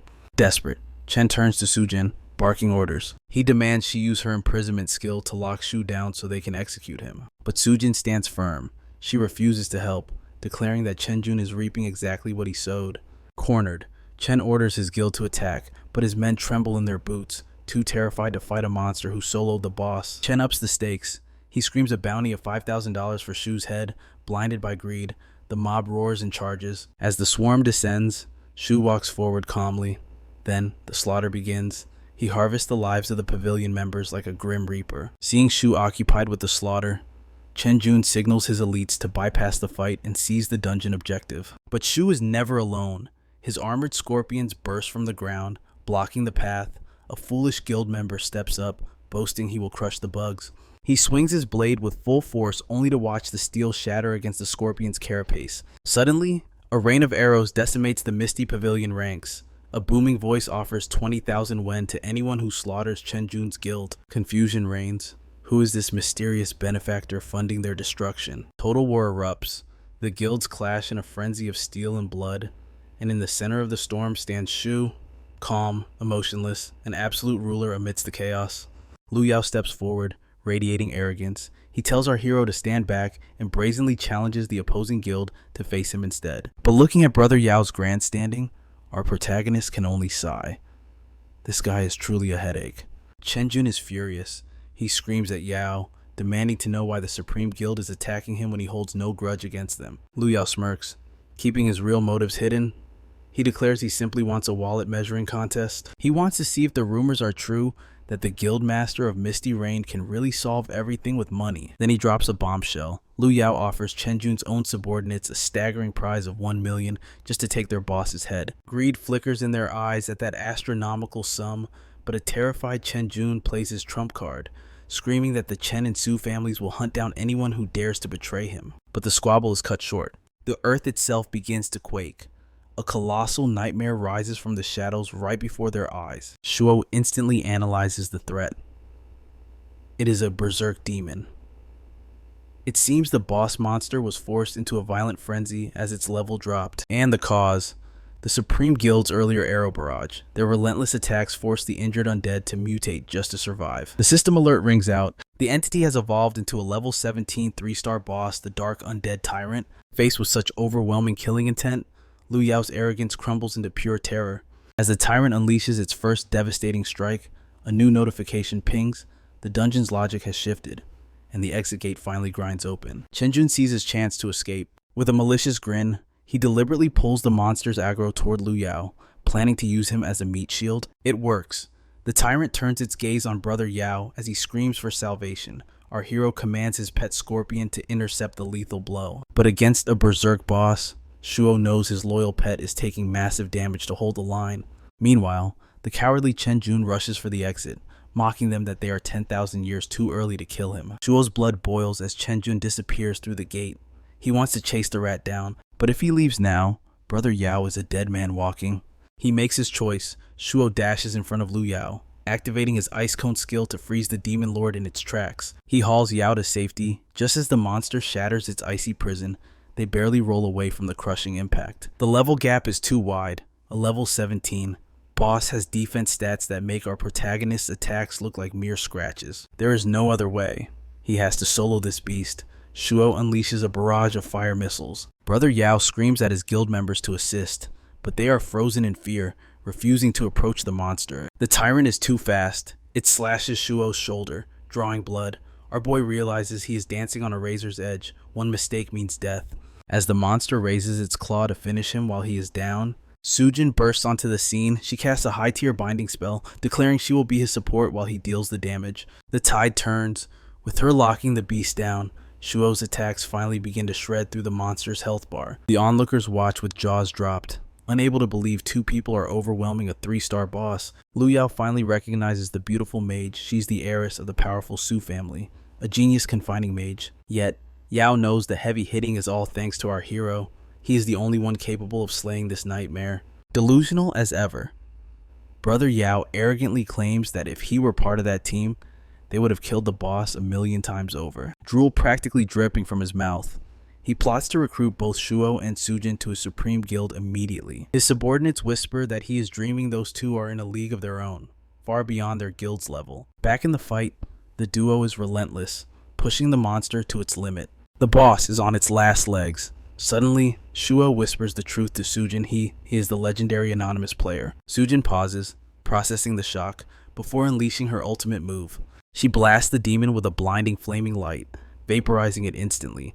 A massive wave of experience points washes over everyone. The system congratulates Sujin on clearing the secret realm. She even scores a rare level 15 realm scroll. The Supreme Guild cheers, and Lu Yao tries to bear hug our hero in gratitude, but Shuo shoves him away cold. He glares at Yao, blaming his incompetence for letting Chen Jun escape alive. Our hero knows one thing for sure, that Snake Chen Jun will return to cause chaos in the future. Hearing this insult, Lu Yao attempts to bribe him with a mere $1 million, a move that only fuels the blazing rage within our boy. With eyes cold as ice, Shuo demands to know if the guild leader possesses anything of true value beyond worthless paper currency. Radiating arrogance and pride, Yao declares his absolute resolution to forge the strongest guild in history, populated only by the elite. That is the precise reason he is so desperate, begging our hero to join his ranks time and time again. He even pledges a lifetime supply of high-grade potions from his father's pharmaceutical empire, but Shuo simply scoffs and commands him to be gone. As our boy turns his back, Lu Yao plays his final trump card, shouting that they have deep connections with the Dragon Kingdom's legendary Su blacksmith clan and the mage family. The moment that name drops, our protagonist freezes in his tracks, cutting him off to demand every single detail about the Su lineage.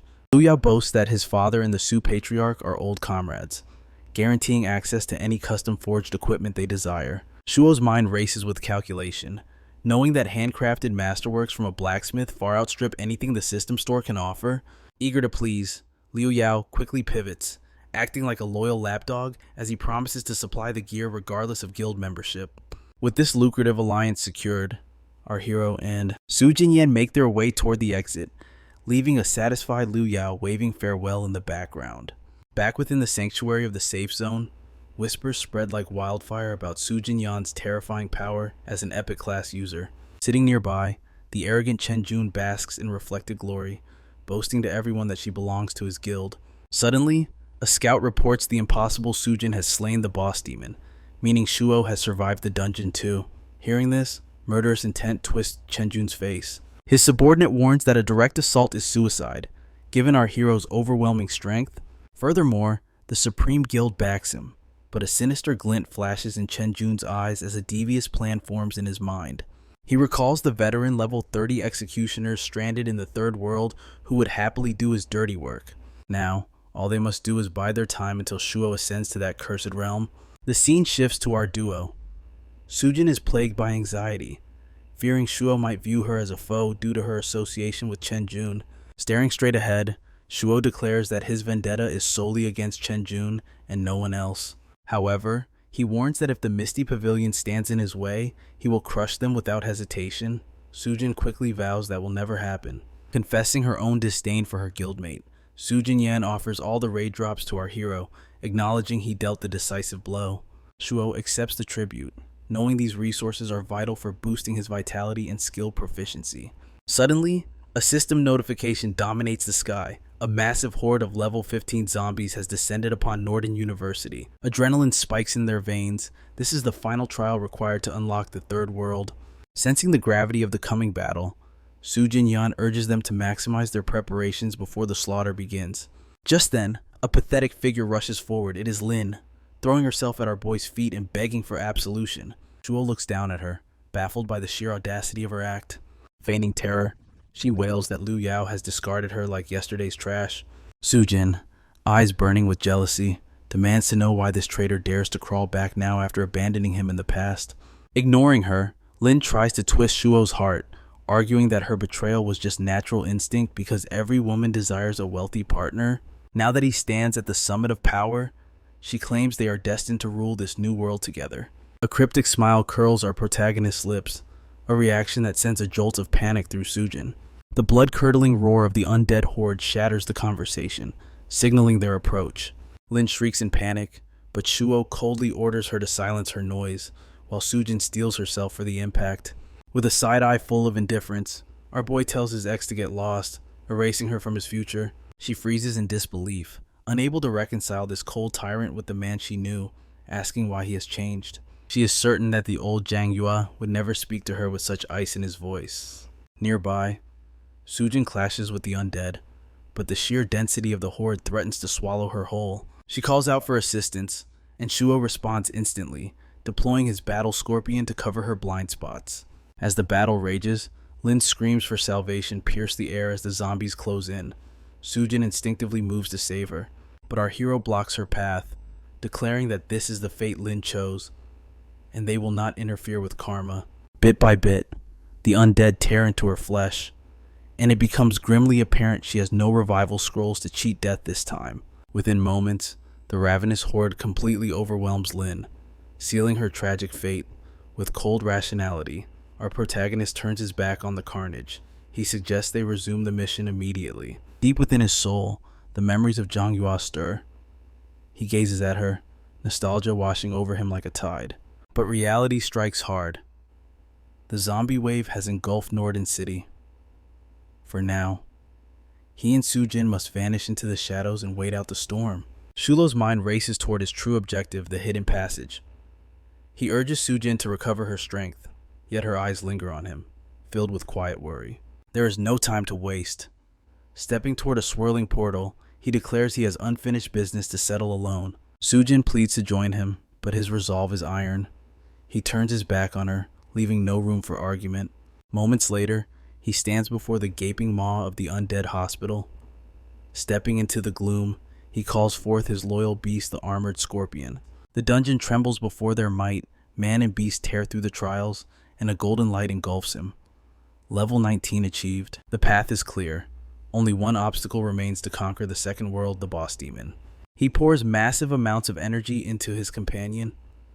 The scorpion's shell hardens, evolving before his eyes into a legendary grade predator. Armed with god-tier loot from the realm, Shuo prepares to exit.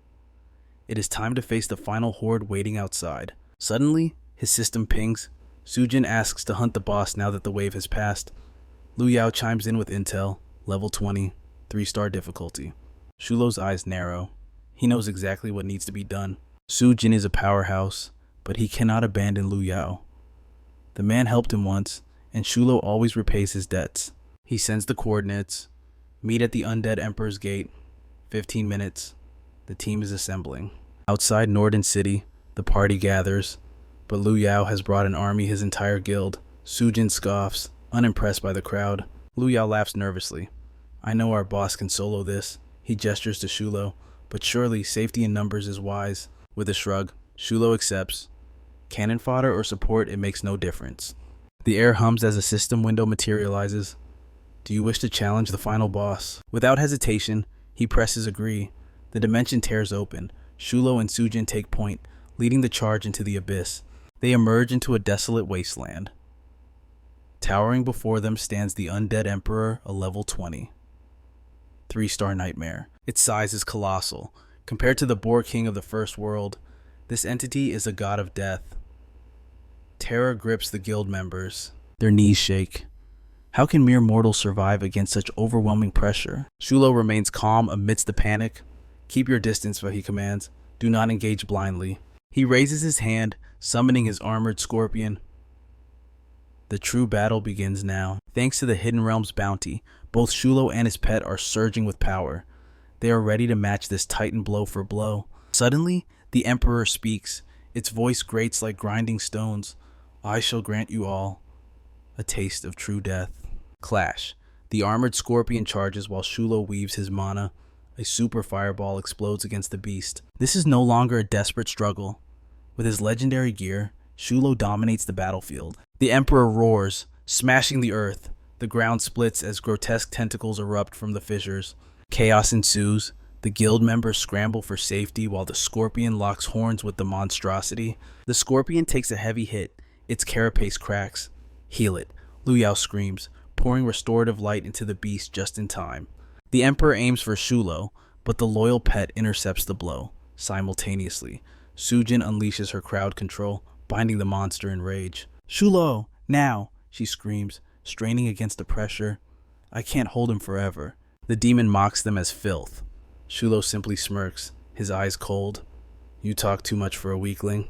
Boom Shuo unleashes his full power. The attack tears through the Emperor's defenses, obliterating half its health bar in a single second. He doesn't hesitate. Gathering every ounce of mana, he delivers the execution strike. The Emperor falls. Cheers erupt from Sujin and Lu Yao, but suddenly, a crimson warning flashes. The Emperor is rejected by heaven and earth. It isn't over. The corpse twitches, and the Emperor rises again, eyes burning with madness. If I die, the monster shrieks, I am taking all of humanity with me to hell. Lu Yao latches onto Shulo's leg, tears streaming.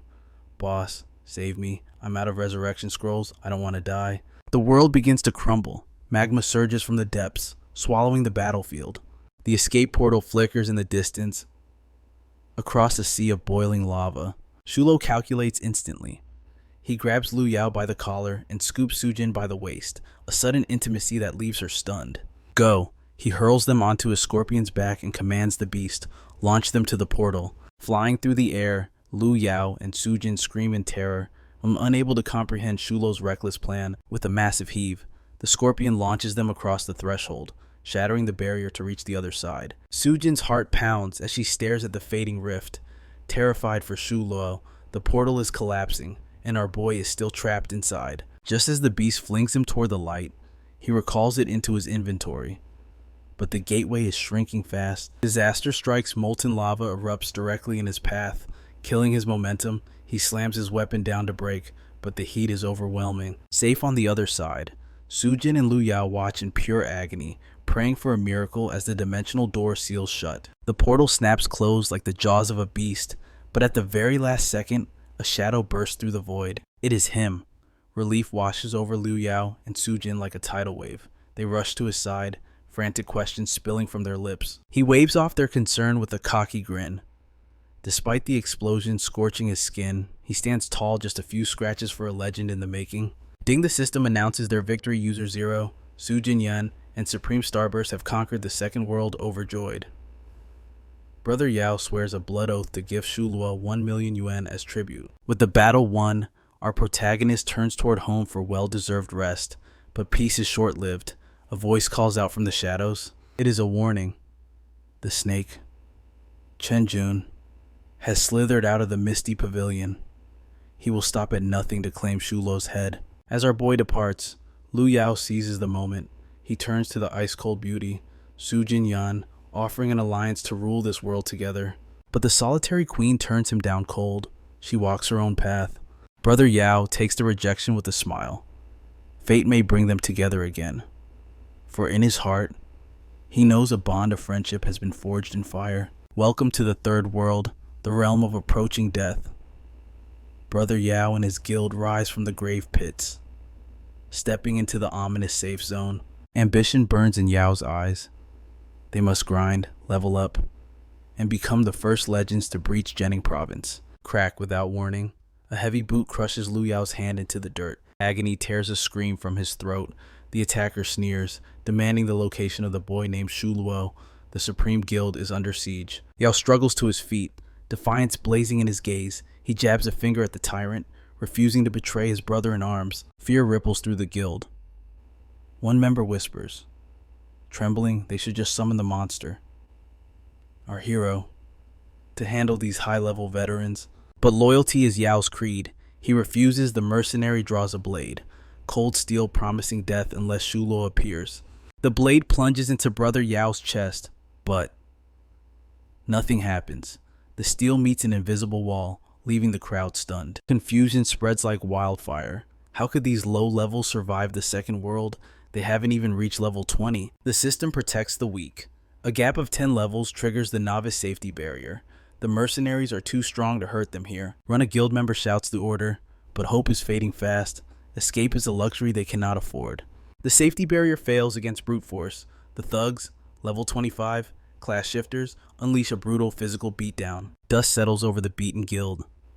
Brother Yao slumps on the ground, battered and bruised. The truth is revealed. These aren't just bullies, they are ruthless mercenaries who hunt players like cattle for bounties. Terror grips the guild. The mercenary boss leans in, his voice dripping with malice. Call the protagonist, or face true extinction. Meanwhile, in the real world, Shuo sits calmly in a sterile hospital room, a sharp contrast to the chaos. Good news arrives. The staff confirms the payment. His brother will receive the best treatment money can buy. A weight lifts from his shoulders.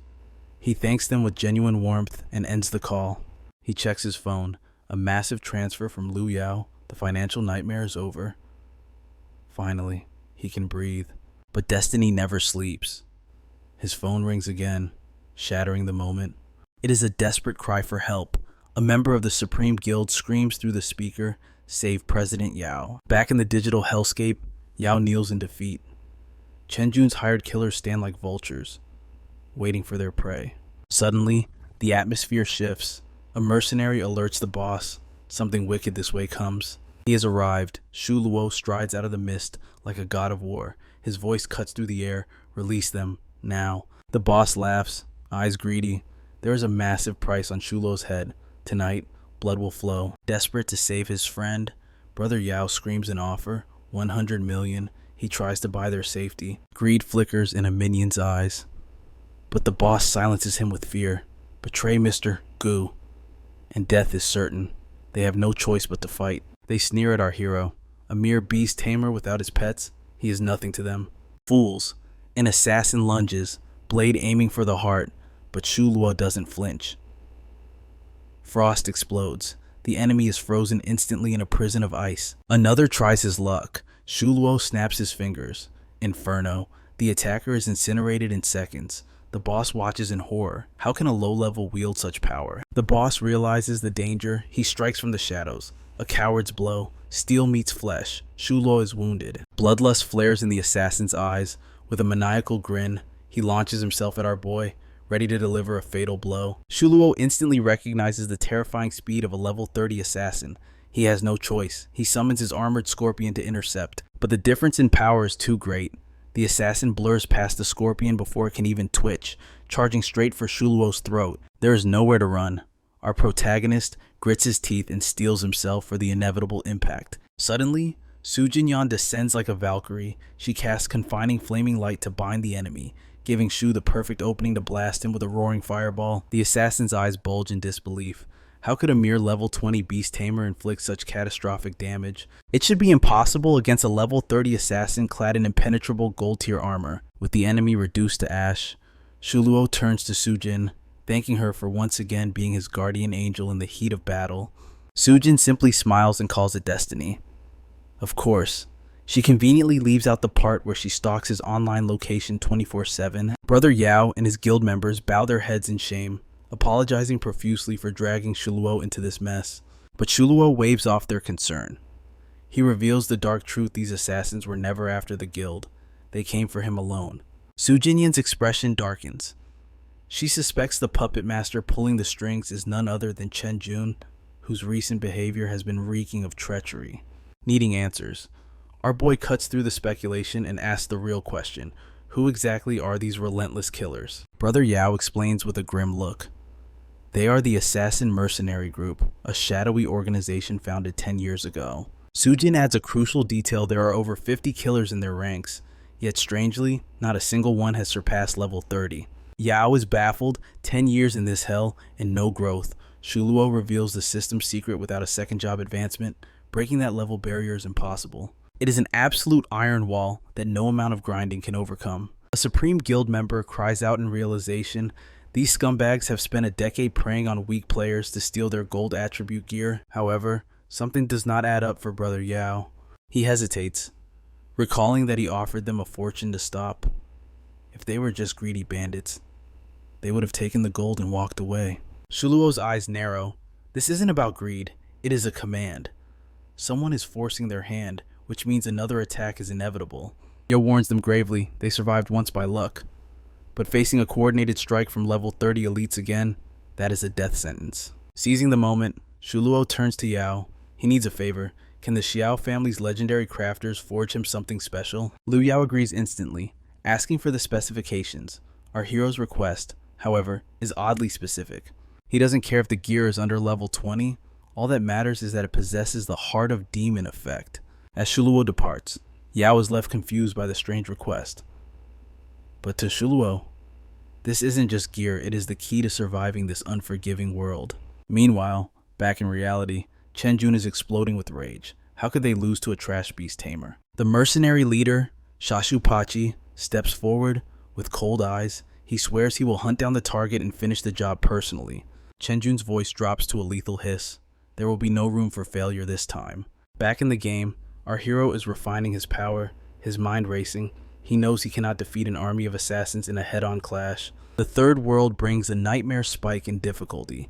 Death Caesar has raised the tomb defense requirement from 300 to 2,000, demanding a task of impossible difficulty. Only then can they challenge the boss. Worse. The Death Caesar launches a devastating assault every single night at midnight for 10 agonizing minutes. It is a game of survival. If a player isn't in their tomb, or if their defenses crumble to zero, they face instant permanent erasure. That is the weakness. Even the assassins are slaves to this rule. This small window is Shuo's only chance to strike back. Now, it is a waiting game. Finally, his interface pings: Brother Yao has come through. The equipment is ready. Deep in the desolate lands, Shuo tracks down Gravekeeper Li, finding the poor soul trembling in terror of the Death Caesar. Shuo steps out of the shadows, offering his assistance to the frightened keeper. Desperate for hope, Leah issues a quest. He points our hero toward the City of Death, east of the Holy Light Cemetery, to slaughter the skeleton army. These aren't just random mobs, they are the elite vanguard of the Death Caesar himself. Slaughtering them will awaken the ruler of death, exactly what Shuo wants. With a confident smirk, He accepts the suicide mission. The Gravekeeper watches him go, praying that this brave soul doesn't meet a gruesome end. The numbers are staggering: 300 warriors, 300 archers, 300 mages, and 300 skeletons. A total slaughterfest, with only 3 days to finish it. The system calls this a normal mission, but compared to the undead catastrophe of the Second World, this is a descent into hell itself, and there is no turning back. Leaving the Holy Light Cemetery before completion means instant death. Time skips forward, and the atmosphere explodes with tension. Shuo stands face to face with the Death Caesar. The situation is dire. Our hero's territory hangs by a thread, with a mere 121 defense points standing between survival and total annihilation. But Shuo is ready. Clad in the abyss itself, he wields the darkness set, the devil's eyes, and the pulsing heart of the demon. This unholy trinity is the only thing shielding him from the crushing pressure of the ruler of death. Specifically, the staff forged from the demon heart is the ultimate counter, a divine weapon essential for the inevitable clash against Death Caesar. Without this artifact, stats are meaningless. No amount of health or raw strength can save a player from the Reaper's scythe. To step within the boss's aura is to invite a slow, agonizing demise. However, the heart of the demon grants a crucial blessing: absolute immunity against the aura of corruption. This is the advantage of a regressor. In his past life, Shuo only stumbled upon this secret in the Fourth World, learning that such god-tier gear requires a legendary craftsman. He may have wielded it before, but fate has changed. The equipment he holds now is vastly superior, forged to a level of perfection his past self could only dream of. With his preparations complete, he sets his sights on a new destination. Meanwhile, back at the Tombstone safe zone, panic sets in. Brother Yao trembles in the face of the Death Caesar's threat, while his subordinates scramble in terror, fearing their defense will hit zero and end their wretched lives. Enter Chen Jun, the villain of the hour. He struts onto the scene, his voice dripping with disdain as he mocks Yao for cowering in the safety of the barrier. When a subordinate suggests grinding for levels, Chen Jun snaps. Rage distorts his face as he roars, reminding them of their true purpose: hunting down our hero. The mercenary captain steps up, his eyes cold. He agrees to the hunt but issues a lethal warning: if you harm Cheeky, you will pray for death. Chen Jun simply sneers, holding all the cards. The terms are cruel but simple. Complete the mission, and the assassin gets his daughter back. It is a despicable act of blackmail, showing just how low Chen Jun will stoop. Turning his back on the mercenaries, Chen Jun corners Brother Yao. He demands the coordinates of Shuo immediately. Speak or die. Whether by their blades or the ruler of death, Yao's fate is sealed, for no savior is coming to his rescue now. Fury burns in Yao's eyes as he glares at the arrogant tyrant who tramples on the weak. Suddenly, Sujin bursts into the clearing, desperate for news of Shuo. The report is grim.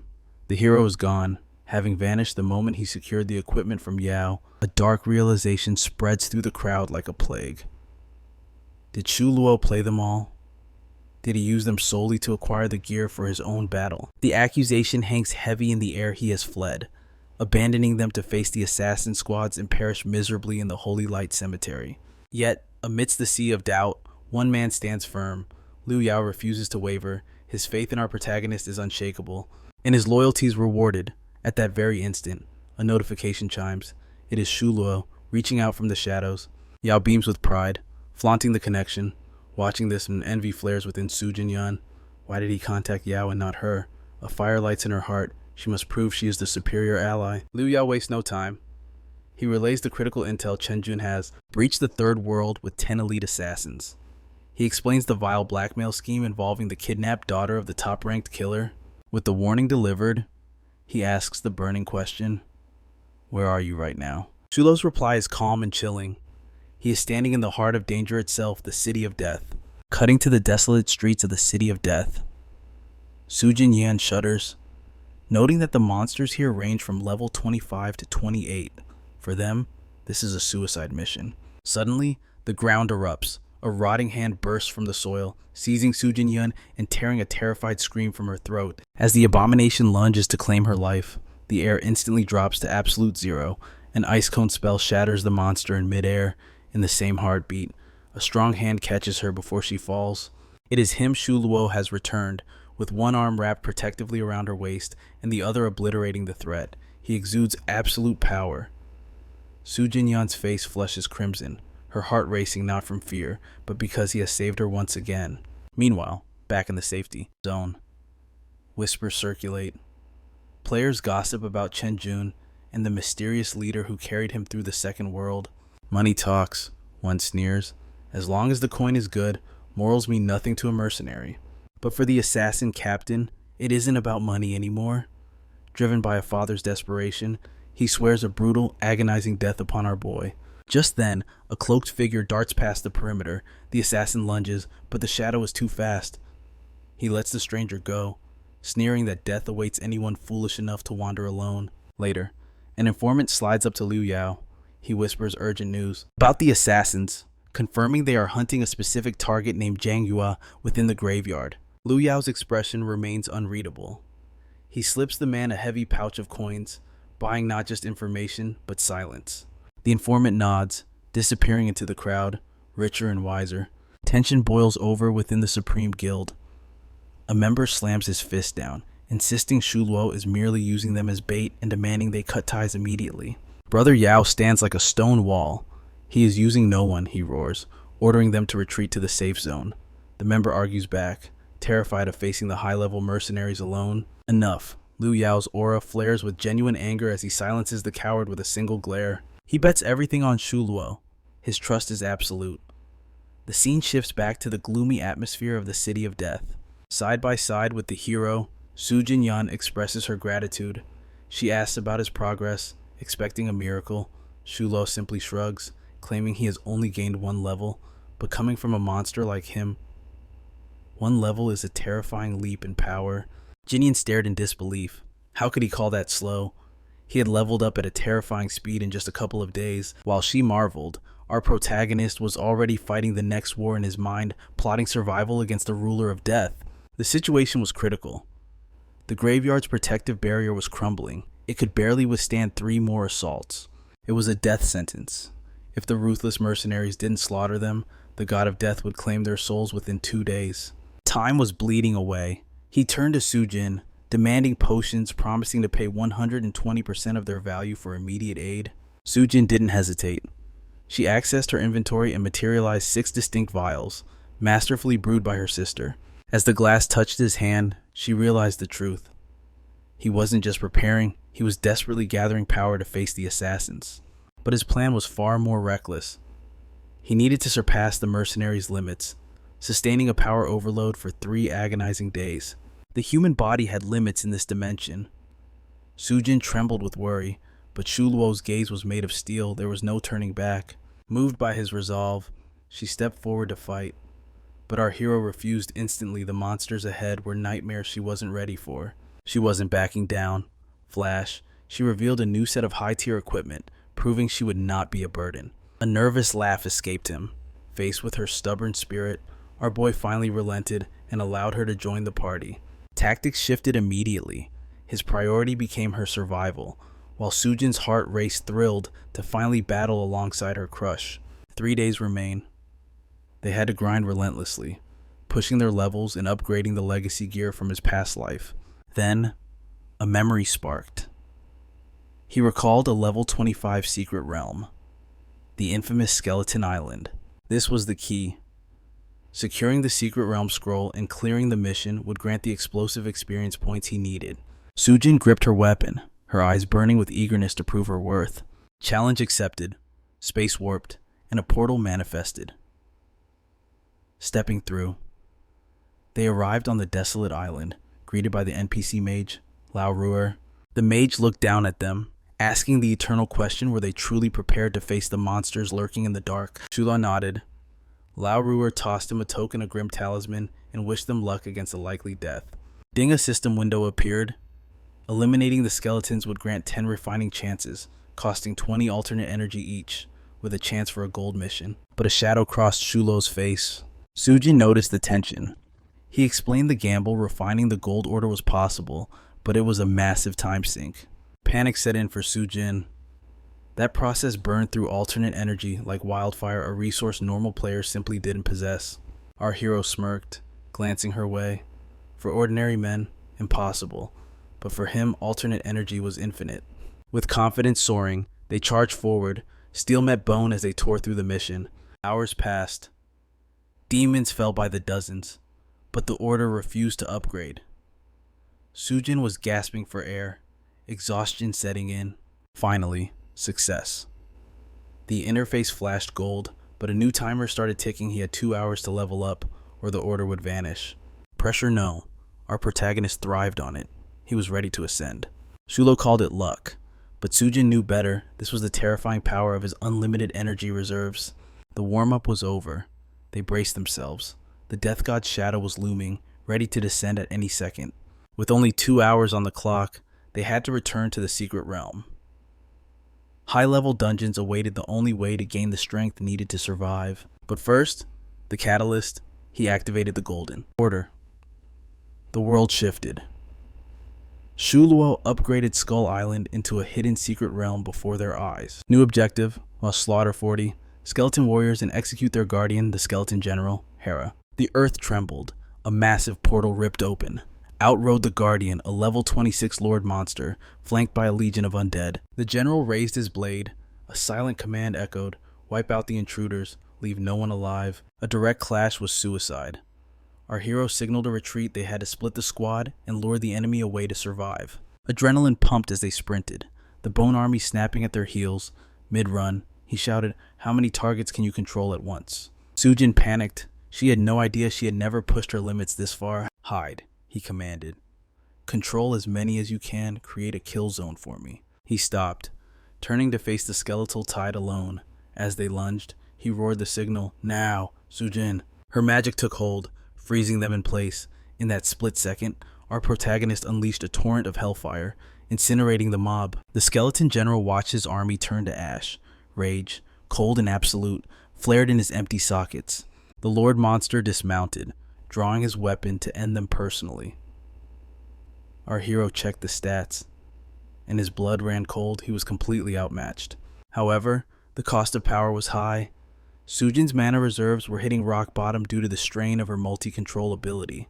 The Lord Monster raised its spear, ready to slice our hero in half, but at the last second, Sujin unleashed her crowd control skills. Shuo saw his opening. He channeled every ounce of his strength and struck the demon with a devastating blow, inflicting massive critical damage. Witnessing his overwhelming might, Sujin was left in awe, but right then, Shuo gave her a specific command. Despite the heavy injury, the Lord Monster roared, struggling to rise from the ashes of defeat. The scene shifts to the outside world.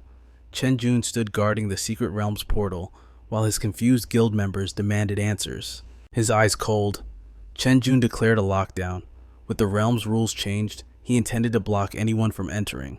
His true motive was sinister. He was hunting the mysterious person who had triggered the secret realm's activation. "Kill anyone who steps out of that portal," he ordered. Suddenly, a system announcement shattered the sky. The first clear belonged to none other than Sujin Yan. As Sujin walked out of the exit, Chen Jun's eyes lit up with greed. He immediately confronted her, demanding to know if she was the activator. When she nodded, Chen Jun began shouting orders to close the entrance, claiming he was only doing it to protect her. But Sujin saw through his act. She coldly replied that she didn't need his help and intended to keep every single reward for herself. She tried to leave, but a mercenary blocked her path. He pointed out a fatal flaw. The person who activates the hidden realm doesn't get the bounty scroll upon clearing it. The implication was deadly clear. She couldn't have entered the realm alone. Someone else was in there. Their suspicion pierced through her like a blade. Fear began to grip Sujin's heart. Thinking quickly, she spun a lie. She claimed her best friend opened the realm, but she had managed to clear the dungeon before her friend could. The assassin wasn't convinced. His killing intent flared as he interrogated her about this mysterious friend. Sujin feigned anger to mask her fear. She shouted that her friend was gone, furious that Chen Jun would let a subordinate disrespect her like this. The strategy worked. Chen Jun nervously backed down, realizing he couldn't afford to offend her without proof. As she stormed off, Chen Jun tried to ask her to dinner, but Sujin ruthlessly rejected him, warning him never to follow her again. Once she was out of sight, Chen Jun's face darkened. He turned to his men, confirming if Shuo was truly still in the safe zone. His spies reported that our protagonist had tried to leave earlier, but the guards at the entrance had forced him back. A cruel smile played on Chen Jun's lips. Tonight was the final night. Shuo must remain trapped until the clock strikes 12. At midnight, the protective barrier over his tomb would drop to 0, and when that happened, death was guaranteed. He even mocked our hero's weakness compared to Lu Yao. Meanwhile, deep in the woods, Sujin finally stopped and called out into the shadows. Like a ghost, our protagonist stepped out from behind a massive boulder. Relieved, Sujin confessed her terror. She had been petrified that Chen Jun would discover his presence during her escape. She asked Shuo if he had predicted that Chen Jun and his army of killers would be camping the exit. Shuo nodded grimly. He knew that by hiring top-tier assassins, Chen Jun would inevitably show up to steal the rewards by force. It all made sense now. Sujin finally understood the true purpose behind his earlier request inside the dungeon. He had deliberately let Sujin deliver the killing blow to the boss, ensuring his identity remained a complete secret. Shuo apologized for using her as a shield, explaining that revealing his true power now would only bring unnecessary chaos. Sujin smiled warmly, reassuring him. She wasn't used. She was honored to be his accomplice. Finally, they could breathe. It was time to reap the spoils of war. They checked the loot, revealing a legendary super magic shield. But one hurdle remained. They had to sneak back into the holy cemetery under Chen Jun's nose to officially reach level 25. Sujin suggested using her sister's influence, fearing their current strength was no match for a level 30 enemy. But our hero simply smiled. He placed a gentle hand on her head, telling her to trust him. Sujin's face turned bright red, flustered and excited. She pulled out the bounty scroll and asked if they should unleash it right now. In this world, quests were divided into 3 tiers: regular, hidden, and the dangerous bounty quests. Hidden quests were rare treasures, while bounty quests were a gamble high risk, but often with disappointing rewards compared to the hidden ones. However, their potion usage had skyrocketed recently. They needed gold, and they needed it fast. They decided to roll the dice. As the scroll opened, a terrifying aura manifested. Before they could react, the system congratulated them. They had obtained the level 28 Golden Skeleton King. The system then offered an upgrade option. Sujin hesitated, unsure of the danger. Shuo analyzed the situation with cold logic. To upgrade meant sacrificing their current loot. If they failed this challenge, they would lose everything they had fought for. Shuo was lost in a labyrinth of strategy, weighing the heavy risk of upgrading his skills against the terrifying possibility of exposing his location to Chen Jun. But Sujin cuts through his hesitation like a blade. She insists they must seize this golden opportunity before their enemies catch wind of the power shift. Her resolve steals his own. Shuo accepts the risk, and instantly, a blue system window flashes before his eyes. Hidden quest updated. Hunt the Shelton King. The digital clock begins its merciless countdown. They have exactly 1 hour to complete this impossible mission. Sujin's eyes sparkle at the magnificent rewards listed on the screen, but Shuo remains grim, knowing that taking down a boss with just the 2 of them is bordering on suicide. Suddenly, the air shifts, sensing the boss monster spawning nearby. Shuo instinctively covers Sujin's mouth and drags her into the shadows behind a massive boulder. Not far away, Chen Jun struts toward the spawn point, greed written all over his face as he dreams of the legendary loot he is about to claim. But reality hits hard. The beast appears at level 28. King Demon terror grips Chen Jun, and he frantically screams for his mercenaries to whittle it down, demanding the last hit for himself.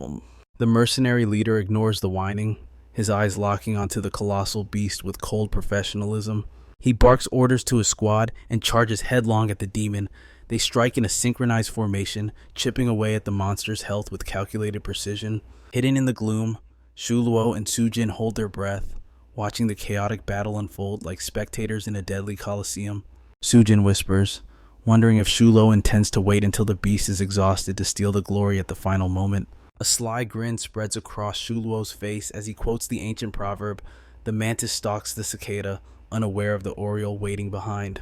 While Sujin marvels at the mercenaries' raw power, Shuo's analytical eyes dissect their teamwork, acknowledging their lethal efficiency. Suddenly, the mercenary leader pauses in his tracks, his instincts screaming that something is wrong with the flow of mana.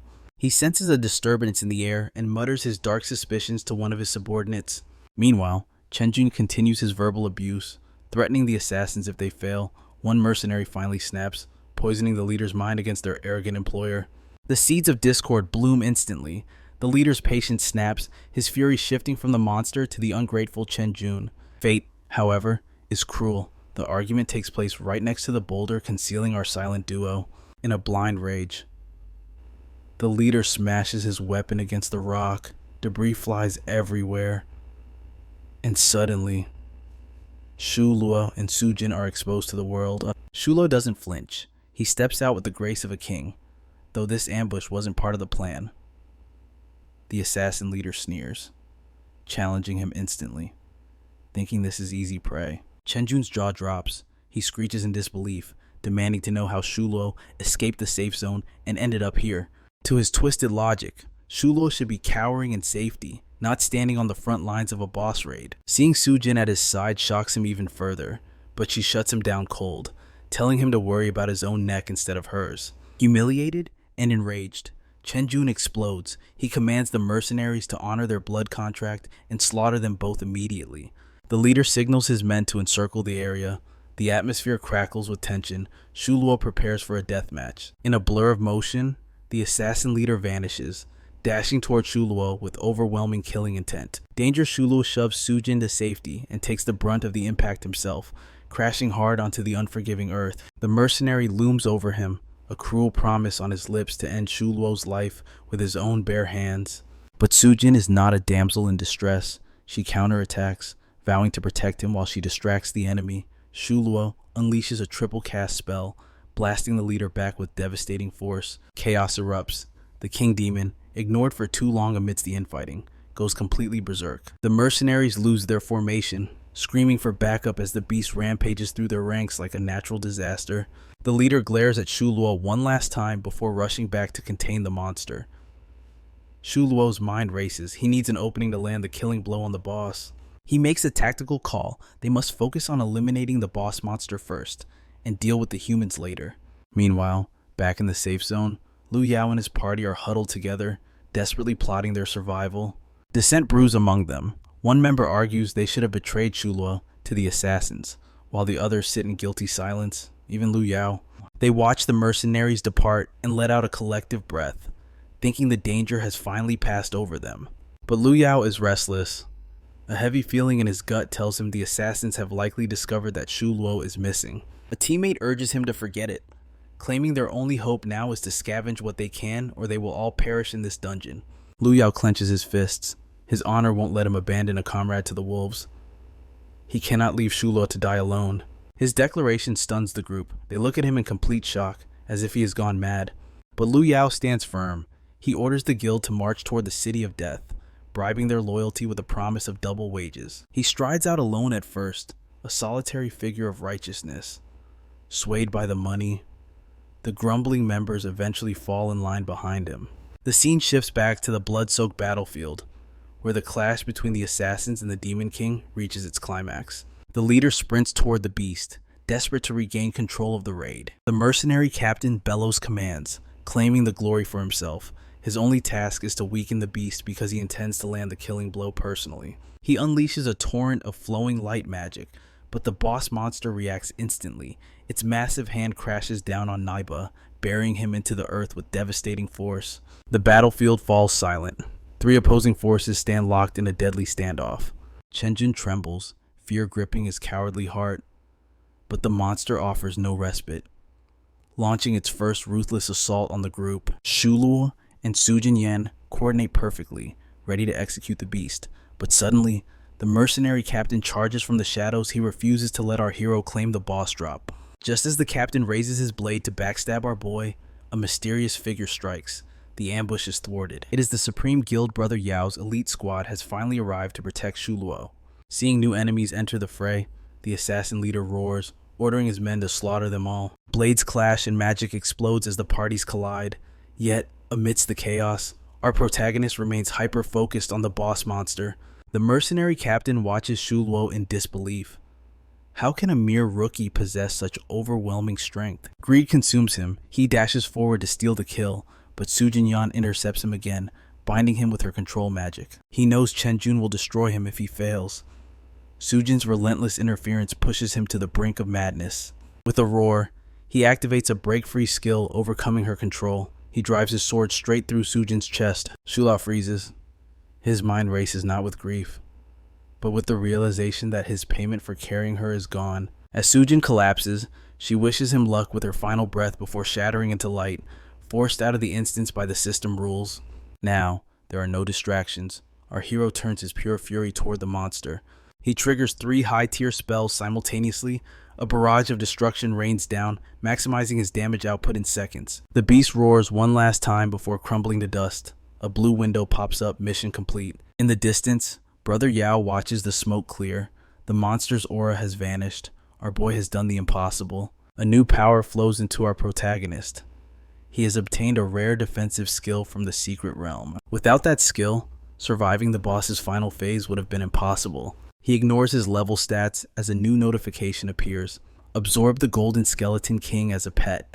A wicked grin spreads across his face. He accepts.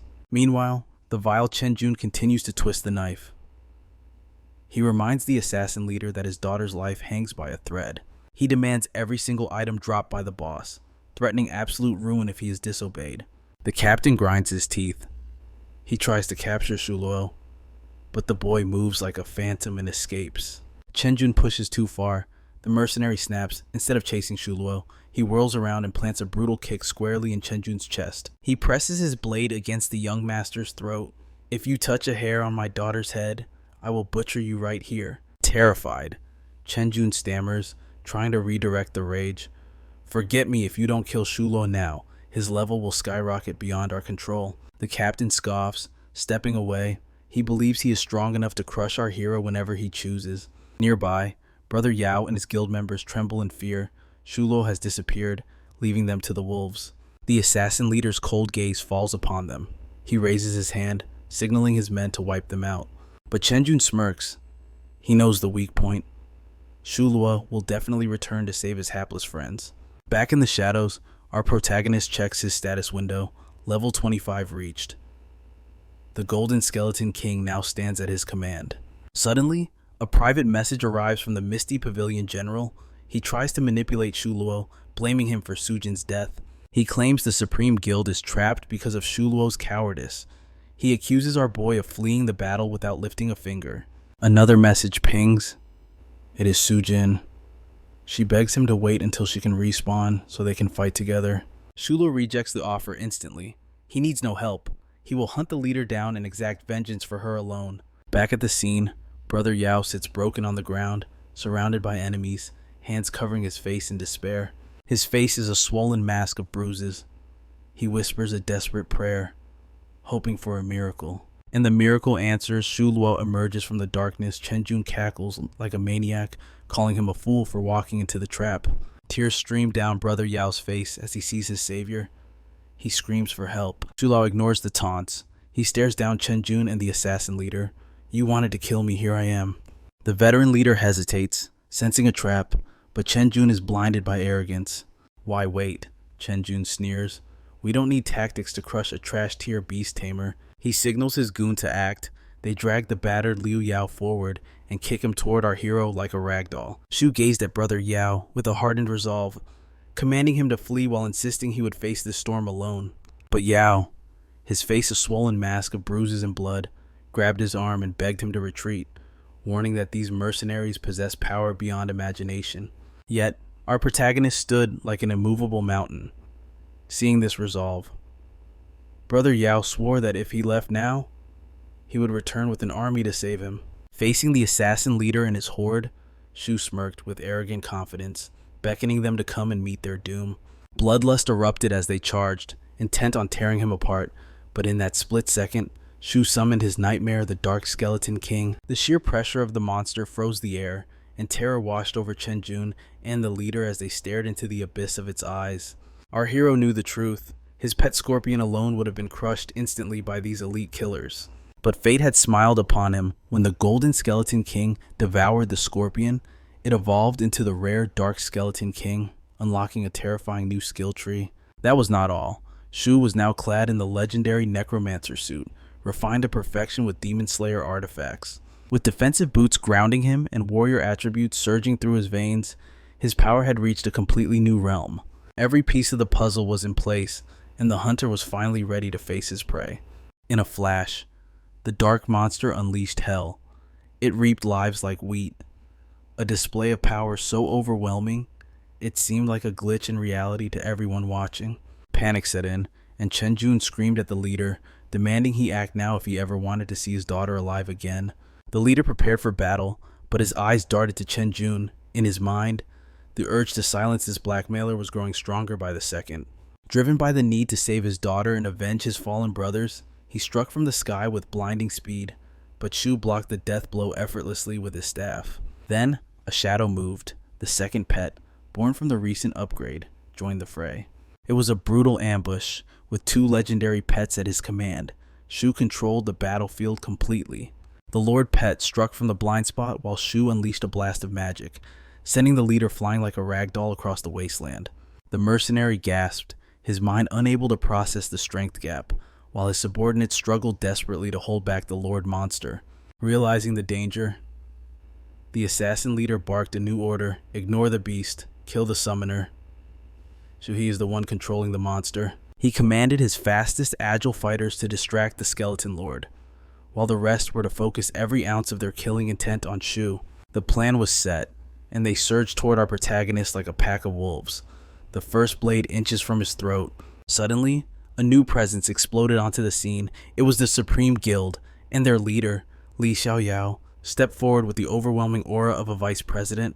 Shu nodded in thanks, but offered a grim warning, suggesting they retreat if the fire got too hot to handle. Xiaoyao laughed at the thought. He signaled his men, and they descended upon the mercenaries, harvesting heads without a shred of hesitation. The assassin leader watched his squad crumble in horror, while our hero watched the carnage with a satisfied smile.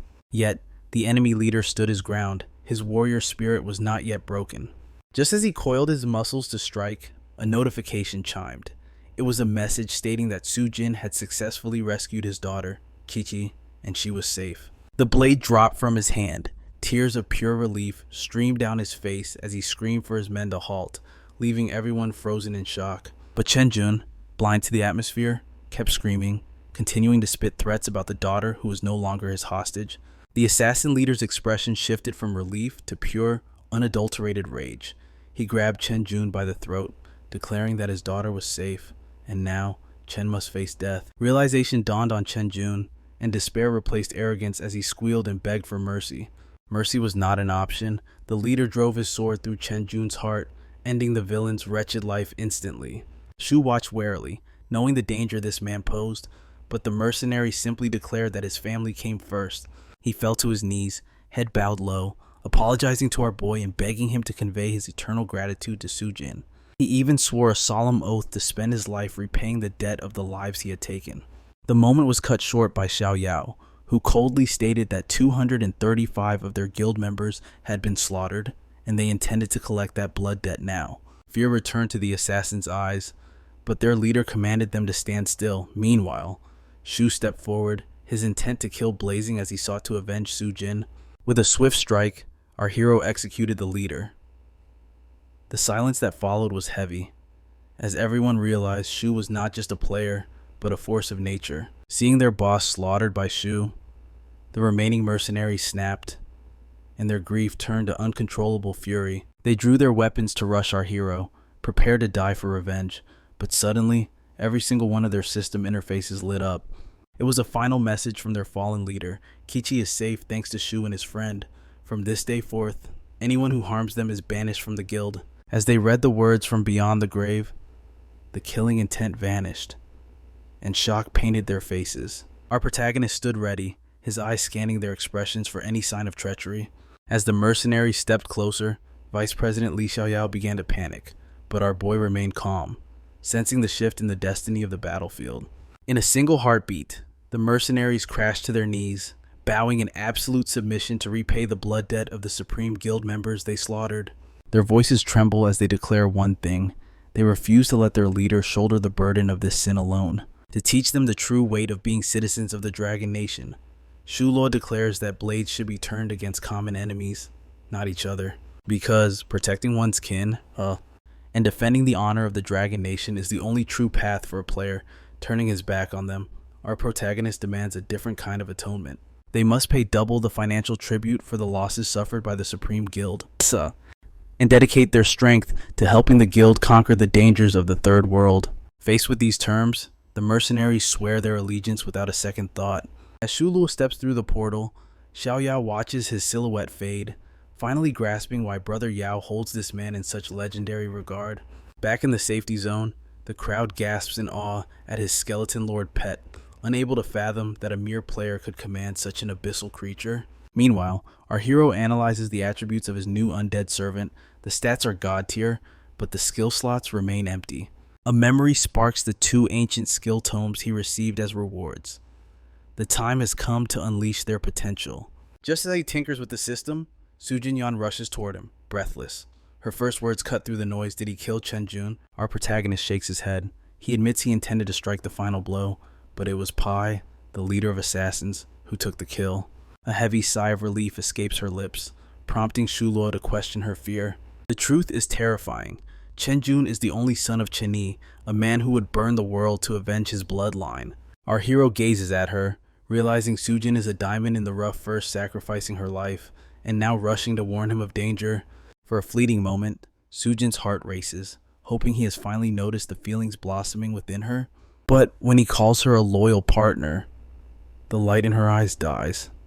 She masks the pain, asking how he intends to compensate her for the level drop she suffered on his behalf, and hearing her demand, Shuo vows to help her dominate the alternate world, y'all. But that battle waits for tomorrow. Today, they must return to reality and rest their weary souls. Sujin beams with excitement. Later, our protagonist collapses in his apartment, seeking peace.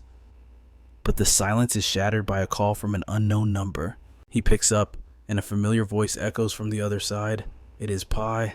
Pai confesses he obtained Shulo's number from Sujin, simply to offer his deepest, most solemn gratitude.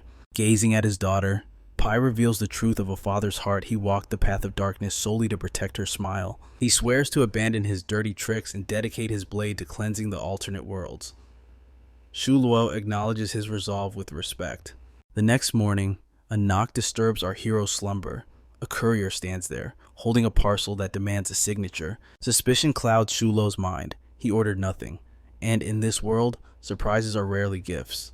Yet, tearing open the envelope, he finds an invitation to the professional tournament, a revelation that leaves him stunned.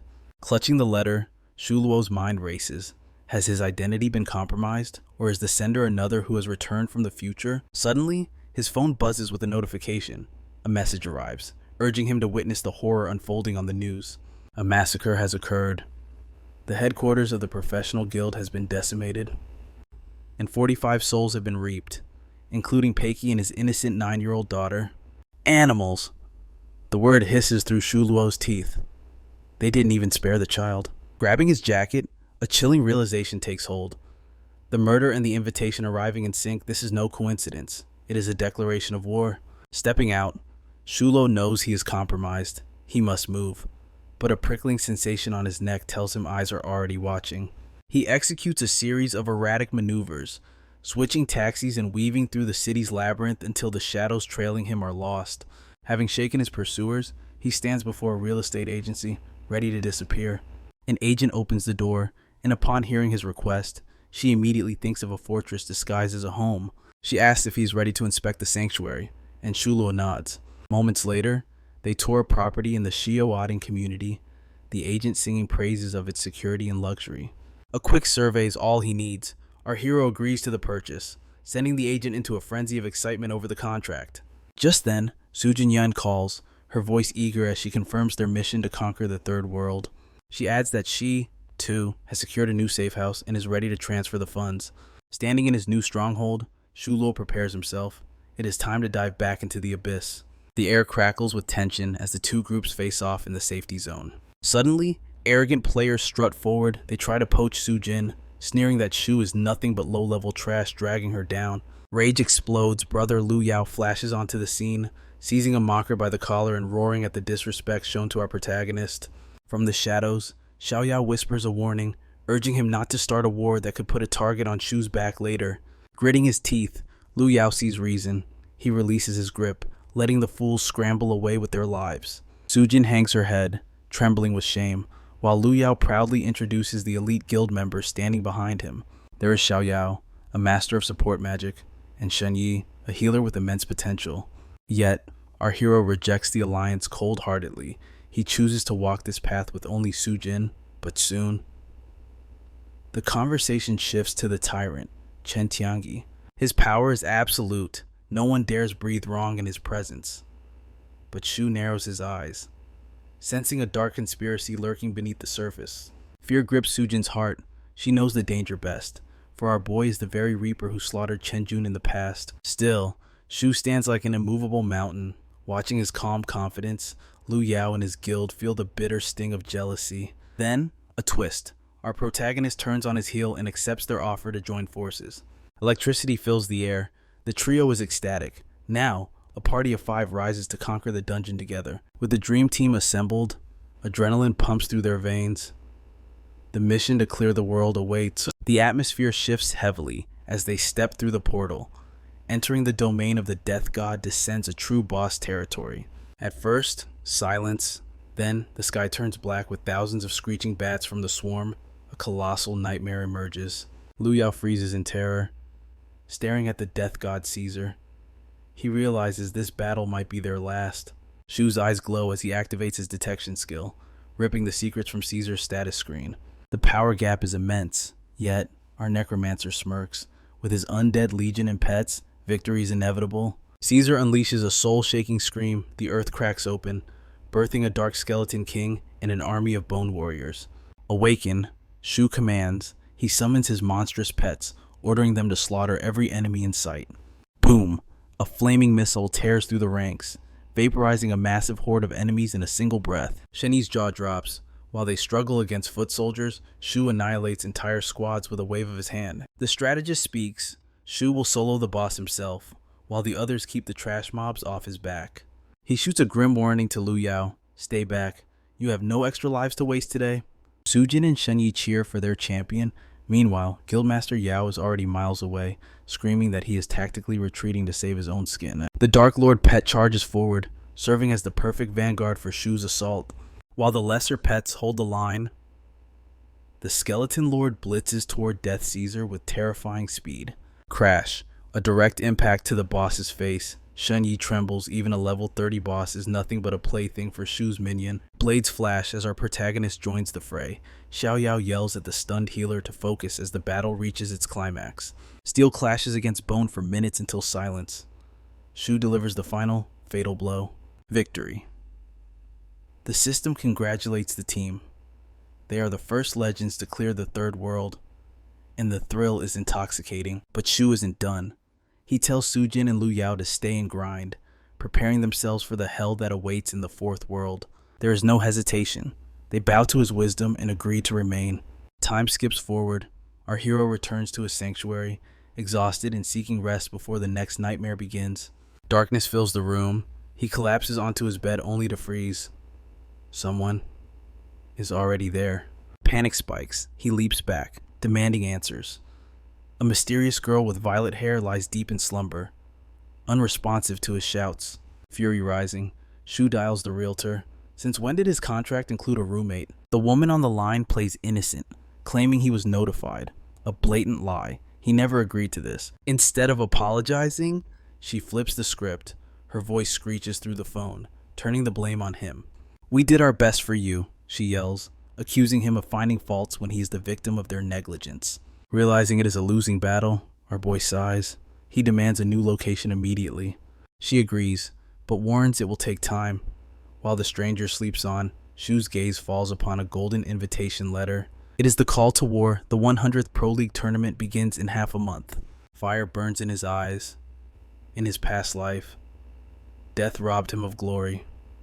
This time, he will rewrite history and claim the throne. His eyes are fixed on a singular goal: to dominate the Pro League. He must ascend to level 30 without delay. Standing at the threshold of the dimension portal, our hero prepares to cross over. But a sudden notification halts him. It is a desperate plea from Yao. In the third realm, the Shadowland, Brother Yao is trying to play the hero.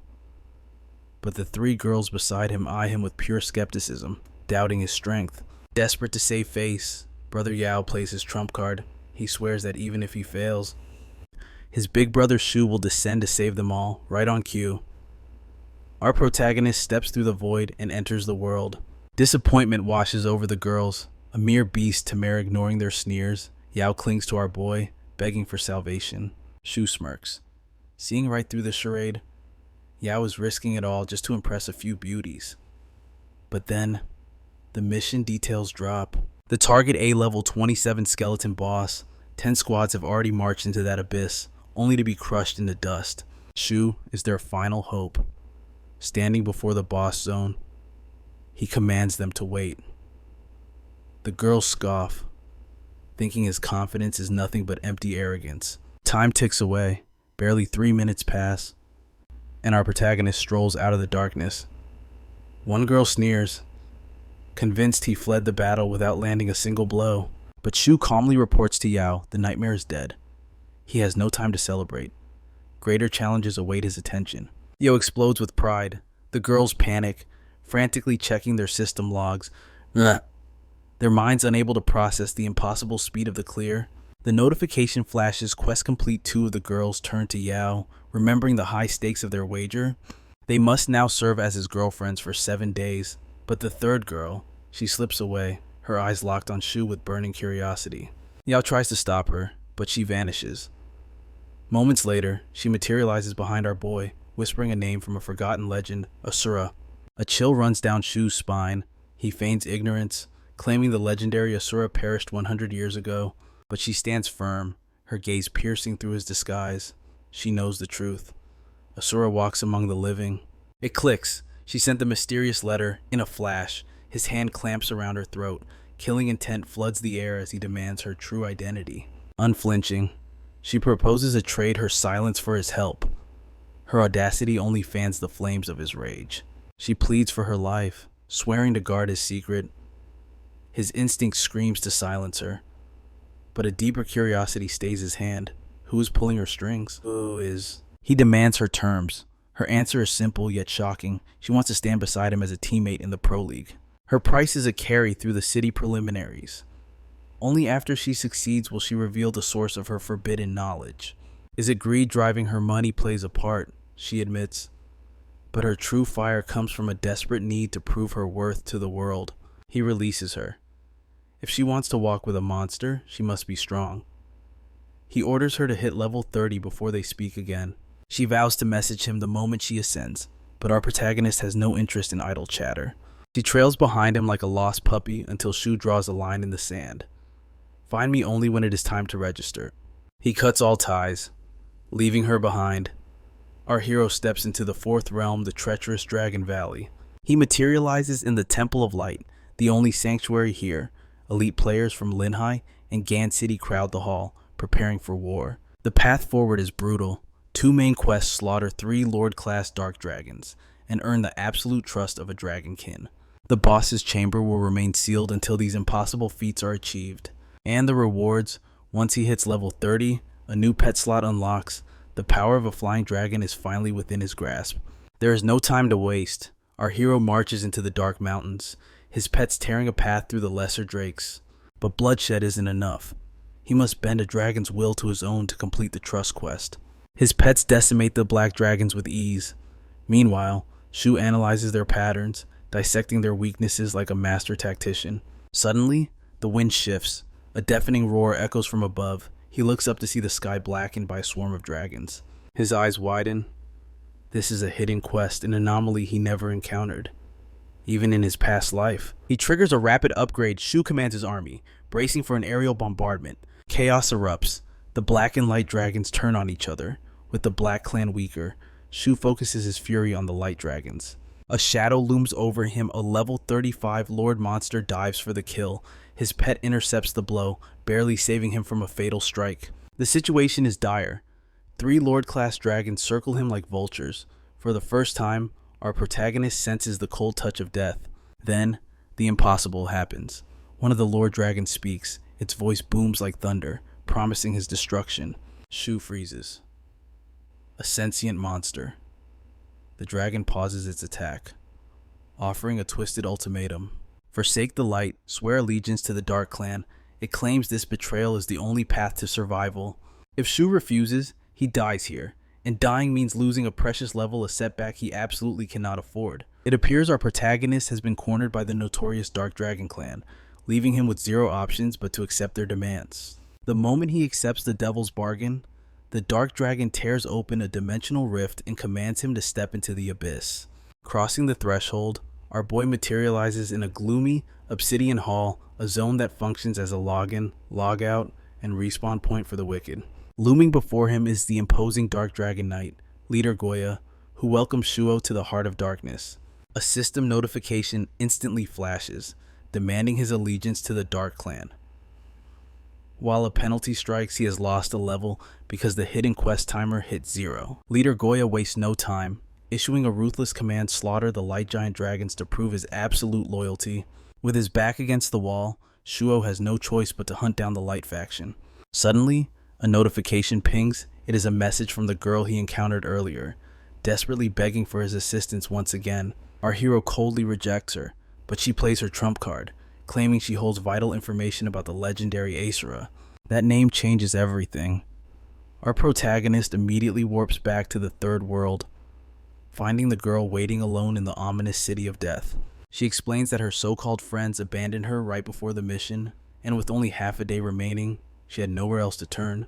Shuo is uninterested in her sob story, focused solely on the quest. But suddenly, Sujin appears and is baffled to see our boy in this place. Her eyes immediately drift to the strange girl standing beside him. Panic flashes across the girl's face, and she hastily introduces herself as Shuo's cousin, Tientan, knowing they must keep their true connection a secret. Hearing that she is family, Sujin's demeanor shifts to pure excitement, and she eagerly joins their party to annihilate the zombie horde. While Tientan watches in awe of their overwhelming power, she feels a pang of inferiority compared to Sujin, realizing she is nothing more than dead weight.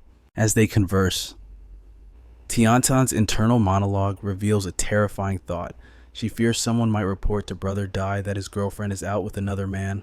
Meanwhile, Tientan offers her gratitude to our hero and Sujin for carrying her through the danger. The moment Sujin departs, the atmosphere shifts instantly. Our boy turns on Tientan, demanding the truth about the secret of Asura. She drops a bombshell, revealing that Asura is currently residing in Lynn High City, specifically within the Shuo Elegance community. Realizing she knows his real-life location, a cold fury washes over Shuo. He instantly commands his skeletal pet to strangle her. Gasping for air as the bony fingers tighten, she struggles to speak, promising to explain everything only after the competition ends. Recognizing her cunning strategy to stay alive, our protagonist orders the skeleton monster to release her, and Tientan collapses to the ground, gasping, his eyes glowing with the menace. He warns her to contact him only after she reaches level 30, making it clear that silencing her permanently would be effortless. Tientan, still hacking and coughing from the near-death experience, swears a solemn oath. She promises the secret will remain buried between them and that no soul on Earth will ever find out. However, Shuo remains paranoid about her intentions and considers moving his apartment. While in the fourth world, the unrivaled god of war is reading texts from Tiantan's friends. It becomes terrifyingly clear he is the mysterious boyfriend, and he is absolutely livid at the thought of her cheating. A subordinate beside him pours oil on the fire, declaring that no man is worthy of stealing the vice leader's woman. Their intel is limited. They only know the man with Tientan is a beast Tamir commanding a skeleton king, but his true identity is a ghost. Since they are mid-mission, the vice leader decides to prioritize his duty. He suppresses his rage for the moment and orders his guild members to exterminate every single dark dragon in the vicinity. Just then, a silhouette emerges from the swirling smoke as they squint to identify the intruder. They see our boy standing with his back turned to them. The vice leader barks the challenge, declaring his dominance over this domain and demanding Shuo submit to his authority. When our boy finally turns around, the guild members are stunned to see an unfamiliar face. Unable to comprehend how a stranger cleared the third world so fast, locking his murderous gaze on our protagonist, Tiantan's boyfriend warns him never to cross the God of War Guild. Our hero, indifferent to their reputation, decides it is not worth the time to engage with trash when he has more important quests to finish.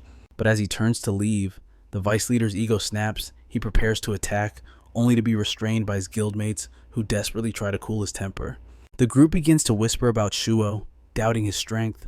They refuse to believe a mere beast Tamara could have such speed, assuming he must be a top ranker from Lynn High City, since the servers are connected. Glancing at a new mission notification, the vice leader makes a blood vow that he will definitely kill Shuo the next time their paths cross. The mission is a hidden opportunity. A legendary solo raid against the corpse dragon awaits. He rallies his members to assist him in the takedown, and they rush toward the dragon's lair with greedy anticipation. The vice leader is overflowing with arrogance, certain that the kill is his for the taking. Suddenly, a figure standing before the dark dragon strikes first. Shuo emerges from the mist, declaring that the boss dragon belongs to him. The atmosphere crackles with tension as desires clash. Both sides have their sights set on the ultimate prize, the boss dragon. Sneering. The vice leader commands a subordinate to silence our hero permanently. But in a flash of steel, Shuo obliterates the attacker with a single, devastating blow. His jaw drops in disbelief. How could a mere level 24 player possess such overwhelming power? Suddenly, his gaze locks onto the terrifying silhouette looming beside Shuo, the boss dragon itself. A chill runs down his spine. Why does the beast stand idle instead of devouring the human? He doesn't realize that Shuo stands here not as a hunter, but as the dragon's guardian. Stepping into the fray, Shuo calls forth the nightmare, his skeleton king. Recognition flashes in the vice leader's eyes. This is the very man he believes stole his lover, Tientan. But Shuo cares nothing for petty romance. His mind is a fortress of focus, determined to conquer this quest and redeem his past failures at any cost. Rage boils over in the vice leader's veins, first his woman, and now his glory. He refuses to let a lowly beast tamer take everything from him. Blinded by fury, he roars the kill order. Destroy him, leave nothing but ash. Panic begins to set in among the guild members. Battling a boss dragon was already a nightmare, but now they face a player whose strength defies logic. Shuo moves like a phantom of death. One by one, the elite members of the war guild fall before his unstoppable might. Realizing the battle is lost, the vice leader grits his teeth and calls for retreat. They will withdraw for now, only to return with the full crushing weight of their main army. But the timer is ticking. The quest demands survival for 24 hours, and Shuo knows this is merely the calm before the storm. As he fortifies his position, a thought nags at him. Why did that man accuse him of stealing a woman? The accusation makes zero sense to our battle-focused hero. Pushing the confusion aside, he contacts Brother Yao. He needs intel on this enemy, and he needs it fast. The reply brings grim news. They are the War Guild, the second strongest force in the entire Jiangnan province, and Shuo just declared war on them single-handedly. The gravity of the situation settles in. Against such a monolithic power, solo play is a death sentence. He needs reinforcements. Commanding the dragon to hold the line, he vanishes into the shadows to seek aid. Meanwhile, in the third world, news reaches Sujin that Shuo is facing an army alone, and terror grips her heart. Desperate to save him, she rallies her team.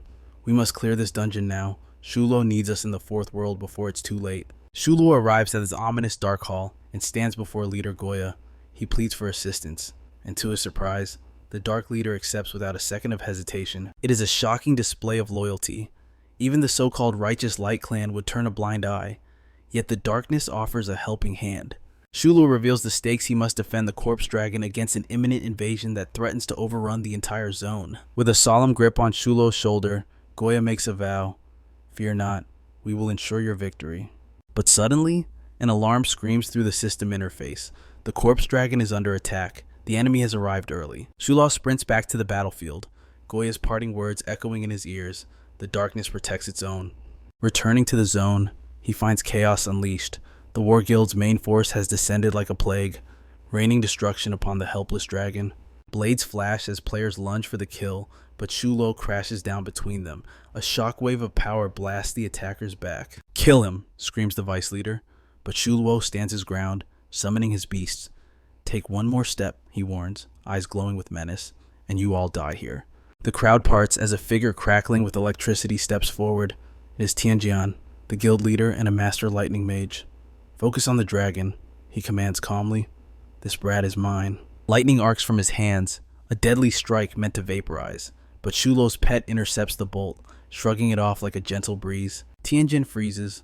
Impossible. Since when does a mere beast tamer possess a defense that can withstand his ultimate magic? The guild elites swarm him, unleashing a barrage of skills, yet Shuo remains immovable, a mountain standing tall against a storm of insects. Fear begins to replace arrogance. Who is this monster, refusing to be humiliated? The guild leader gathers his mana for another devastating assault. Shu Lao's eyes narrow. He doesn't have time to play. Suddenly, the sky darkens.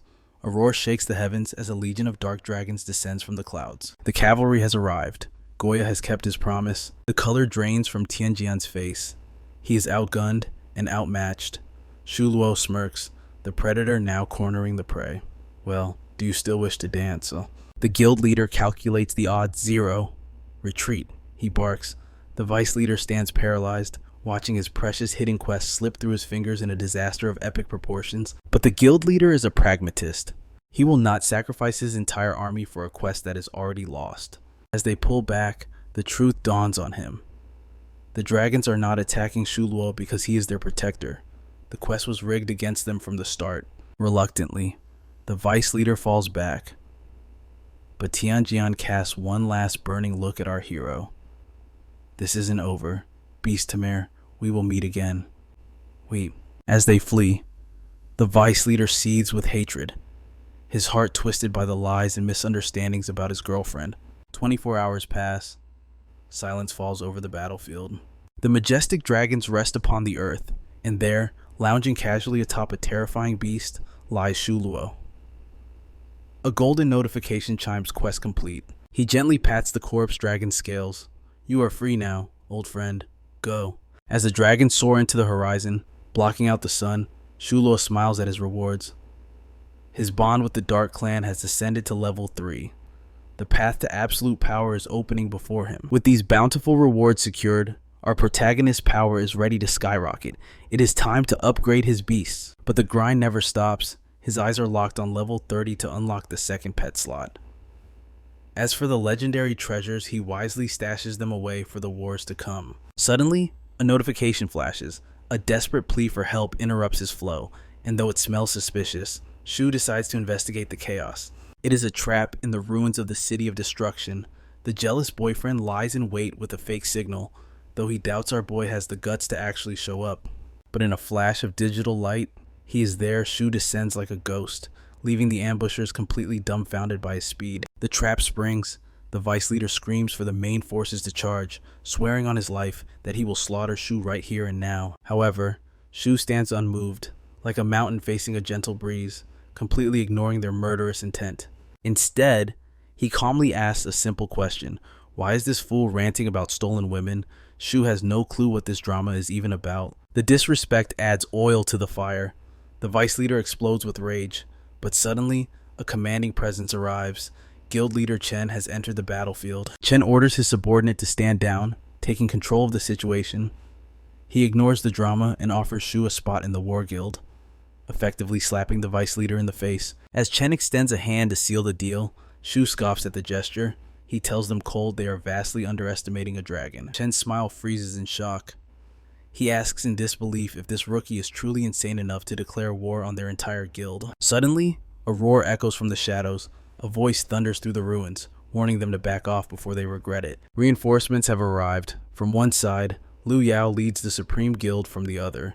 Sujin marches with the Misty Pavilion. The Titans have gathered. Both armies stand ready to crush anyone who dares to touch a single hair on Shu's head. The vice leader trembles before these giants, but Chen stands his ground. He arrogantly reminds them that the War Guild holds the rank 2 spot in the entire province. Brother Yao laughs in his face. He retorts that rank means nothing when he is richer, more handsome, and infinitely more charismatic than Chen could ever be. The Ice Queen, Sujin, steps forward with killing intent. She vows that if they touch our boy, the Misty Pavilion will rain destruction upon them. The foolish vice leader does the math since the opposing guilds rank lower.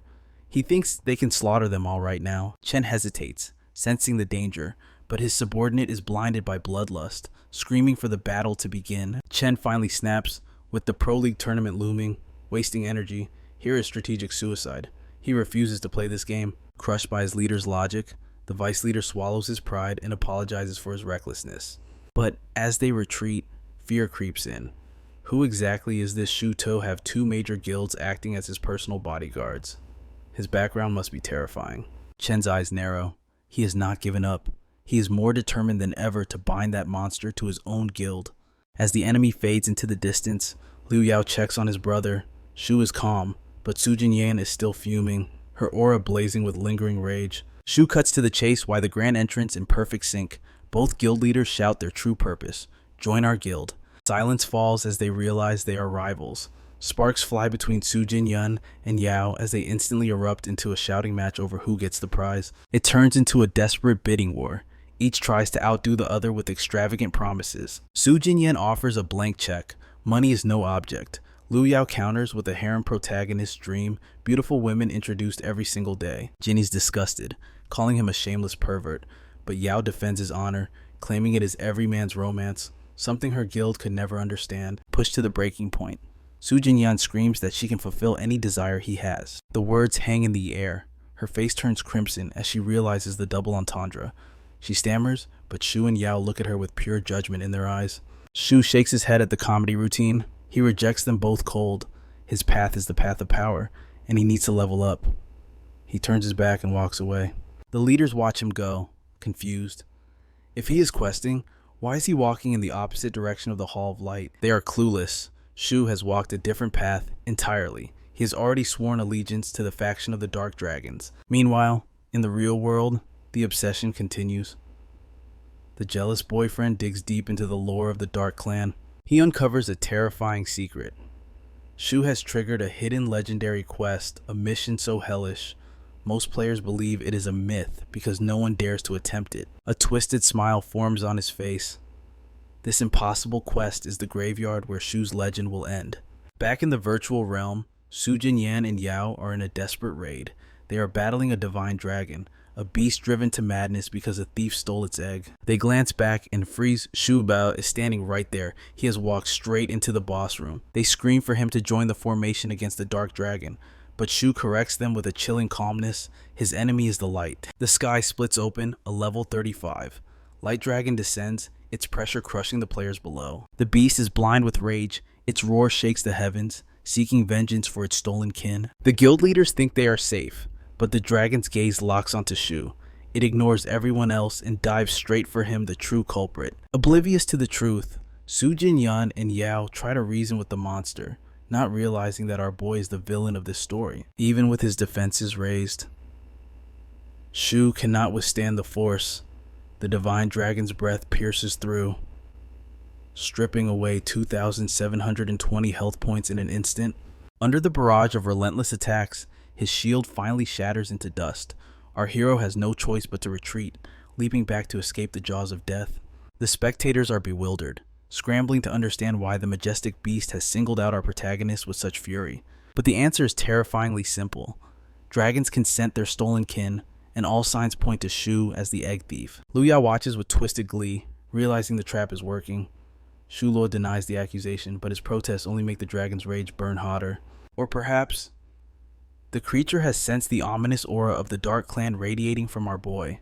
With no time to waste, Shu calls forth his beasts. His loyal pets materialize to form a living wall around him. But the dragon's assault is unending, carving chunks out of their health bars. If this battle drags on, our protagonist faces certain doom today. It was a setup all along. The vice president of the war guild orchestrated this massacre. Realizing the danger, Sujin and Yao command their forces to intercept. Sujin shouts to the heavens, swearing on Shu's honor, but the light dragon is deaf to words. It demands undeniable proof of innocence. And without that proof, it vows to incinerate every single soul standing on this battlefield.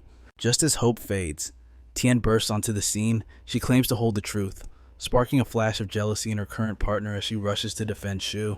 She raises an image crystal high, projecting the recording of the true crime for all to see. The hologram flickers to life, exposing Vice President Wu of the War Guild as the despicable thief. She points a trembling finger toward the cliff where Wu stands. Realizing his cover is blown, the villain screams in a panic, cursing her name. The light dragon turns its massive head, fixing its deadly gaze upon Wu. It descends upon his group, roaring for the location of its lost children. Terror washes over them. They have already sold the eggs. Enraged by their greed, the dragon unleashes its breath, obliterating them in an instant before taking flight. Sujin breathes a sigh of relief, thanking Tian profusely. Without her timely intervention, the entire guild would have been wiped from history. Tian smiles, finally feeling like she has made a difference. But for our hero, the mercy ends here. He vows to hunt down every last member of the War Guild responsible for this betrayal. Meanwhile, deep within the God of War Guild headquarters in Gyeong City, panic begins to spread. Reports flood and Vice President Wu is being hunted by a divine beast, and Shuo is slaughtering their members with cold efficiency. The guild leader, Tianqian, receives the news. His eyes go cold as he orders a complete lockdown of the Fourth World and the immediate expulsion of everyone involved in the theft. However, a strategist whispers in his ear, urging caution. With the Pro League tournament imminent, losing manpower now could be disastrous. Tianqian scoffs at the concern.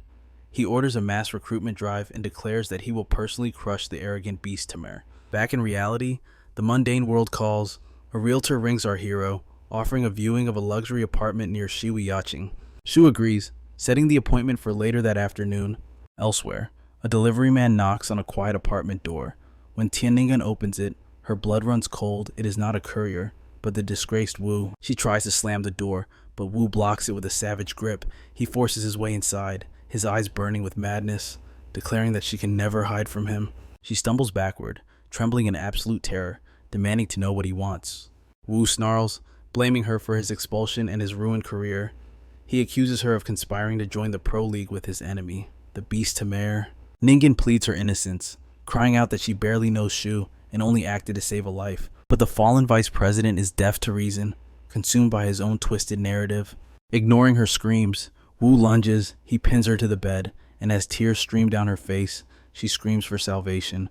Suddenly, an iron grip seizes Wu by the collar. He is hurled across the room with Ti like a rag doll. Standing there is none other than Shu Luo. Overcome with relief, Tian rushes into his arms, clinging to him as her only lifeline. Seeing them together only fuels Wu's insanity. Even as Tian sobs that they are strangers, Wu draws a weapon. Lunging with intent to kill, Shu doesn't flinch. He strikes Wu's back to break his balance, then pivots, driving a devastating punch squarely into his face. The impact is brutal. Wu crashes to the floor, silenced, as blood pours freely from his broken nose and mouth. Tian tries to stammer an explanation, but our boy cuts her off, cold and focused. He simply asks if she is the neighbor living next door. She nods, explaining she had only seen him once in the hallway before destiny crossed their paths in the alternate world. Shu narrows his eyes, asking why she refers to him as Asura.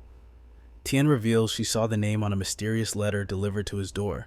She produces the envelope an invitation to the Pro League. Shu begins to lower his guard, but his mind races to identify the sender. He steps out of the apartment, tossing the letter back to her. He tells her to keep it. Turning to leave, Tin Ningen chases after him, begging for sanctuary. With Wu knowing her address, her home is no longer safe. Our hero tries to decline, but she falls to her knees. She has nowhere to go and no money to her name. She's completely at his mercy.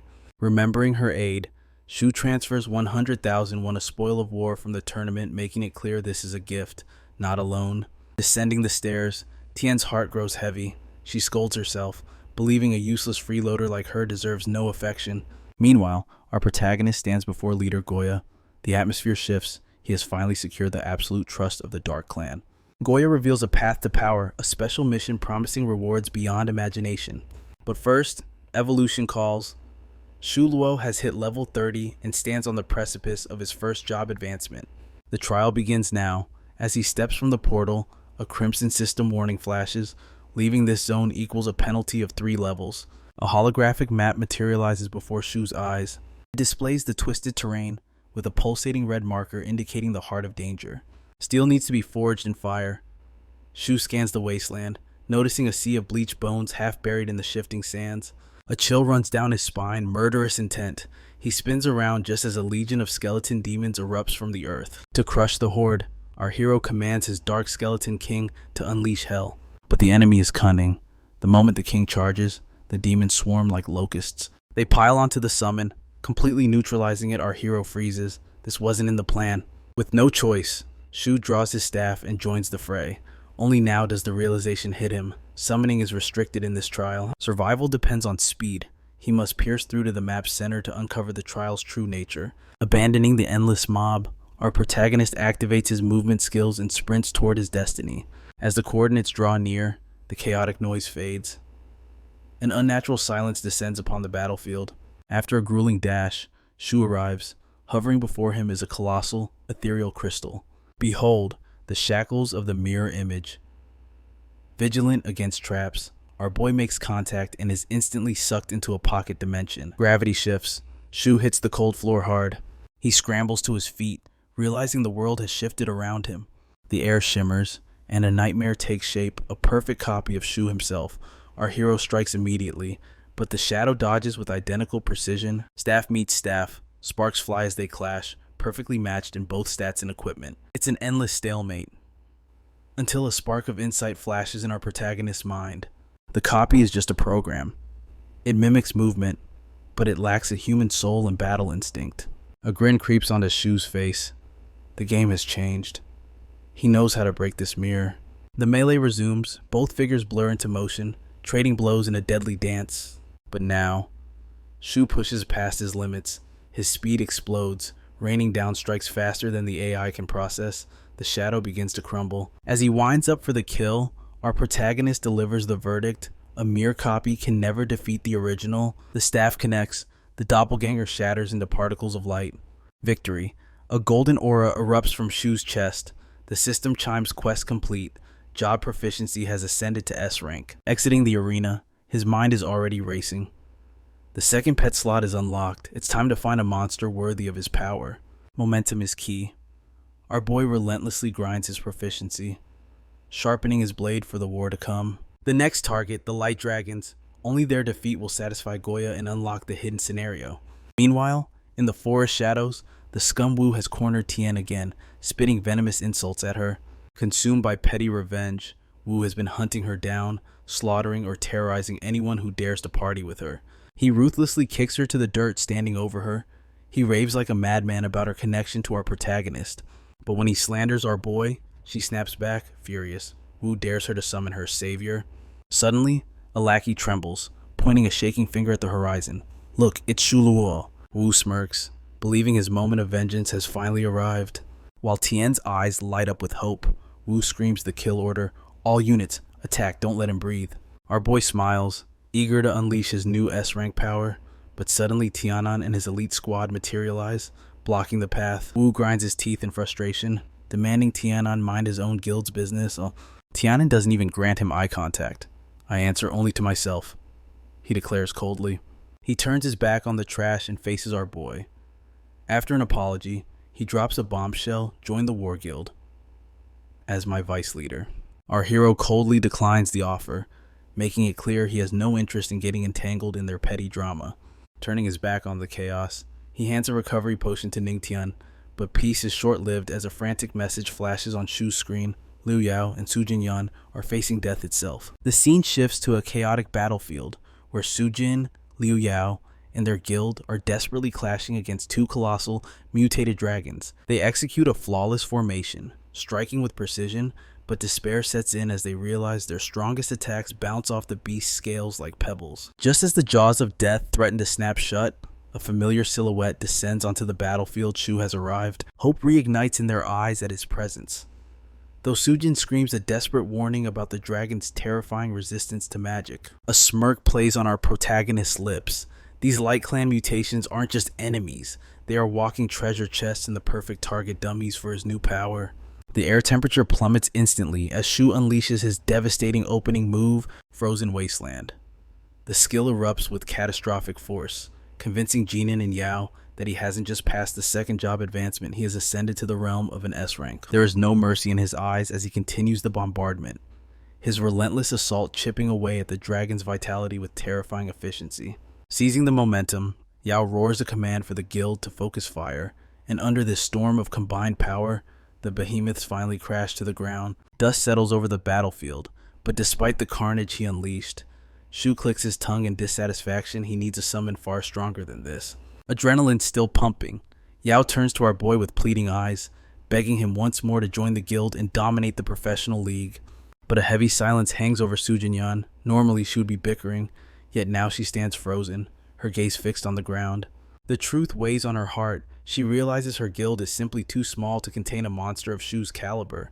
Suddenly, a member of the Supreme Guild frantically breaks the mood, bearing shocking news: the God of War Guild is being massacred by a mysterious group of professionals. These unknown assailants possess power so overwhelming that they have even slaughtered the guild leader. Suspicious glares turn toward our protagonist, but Shu remains calm, instantly shutting down any accusations of his involvement.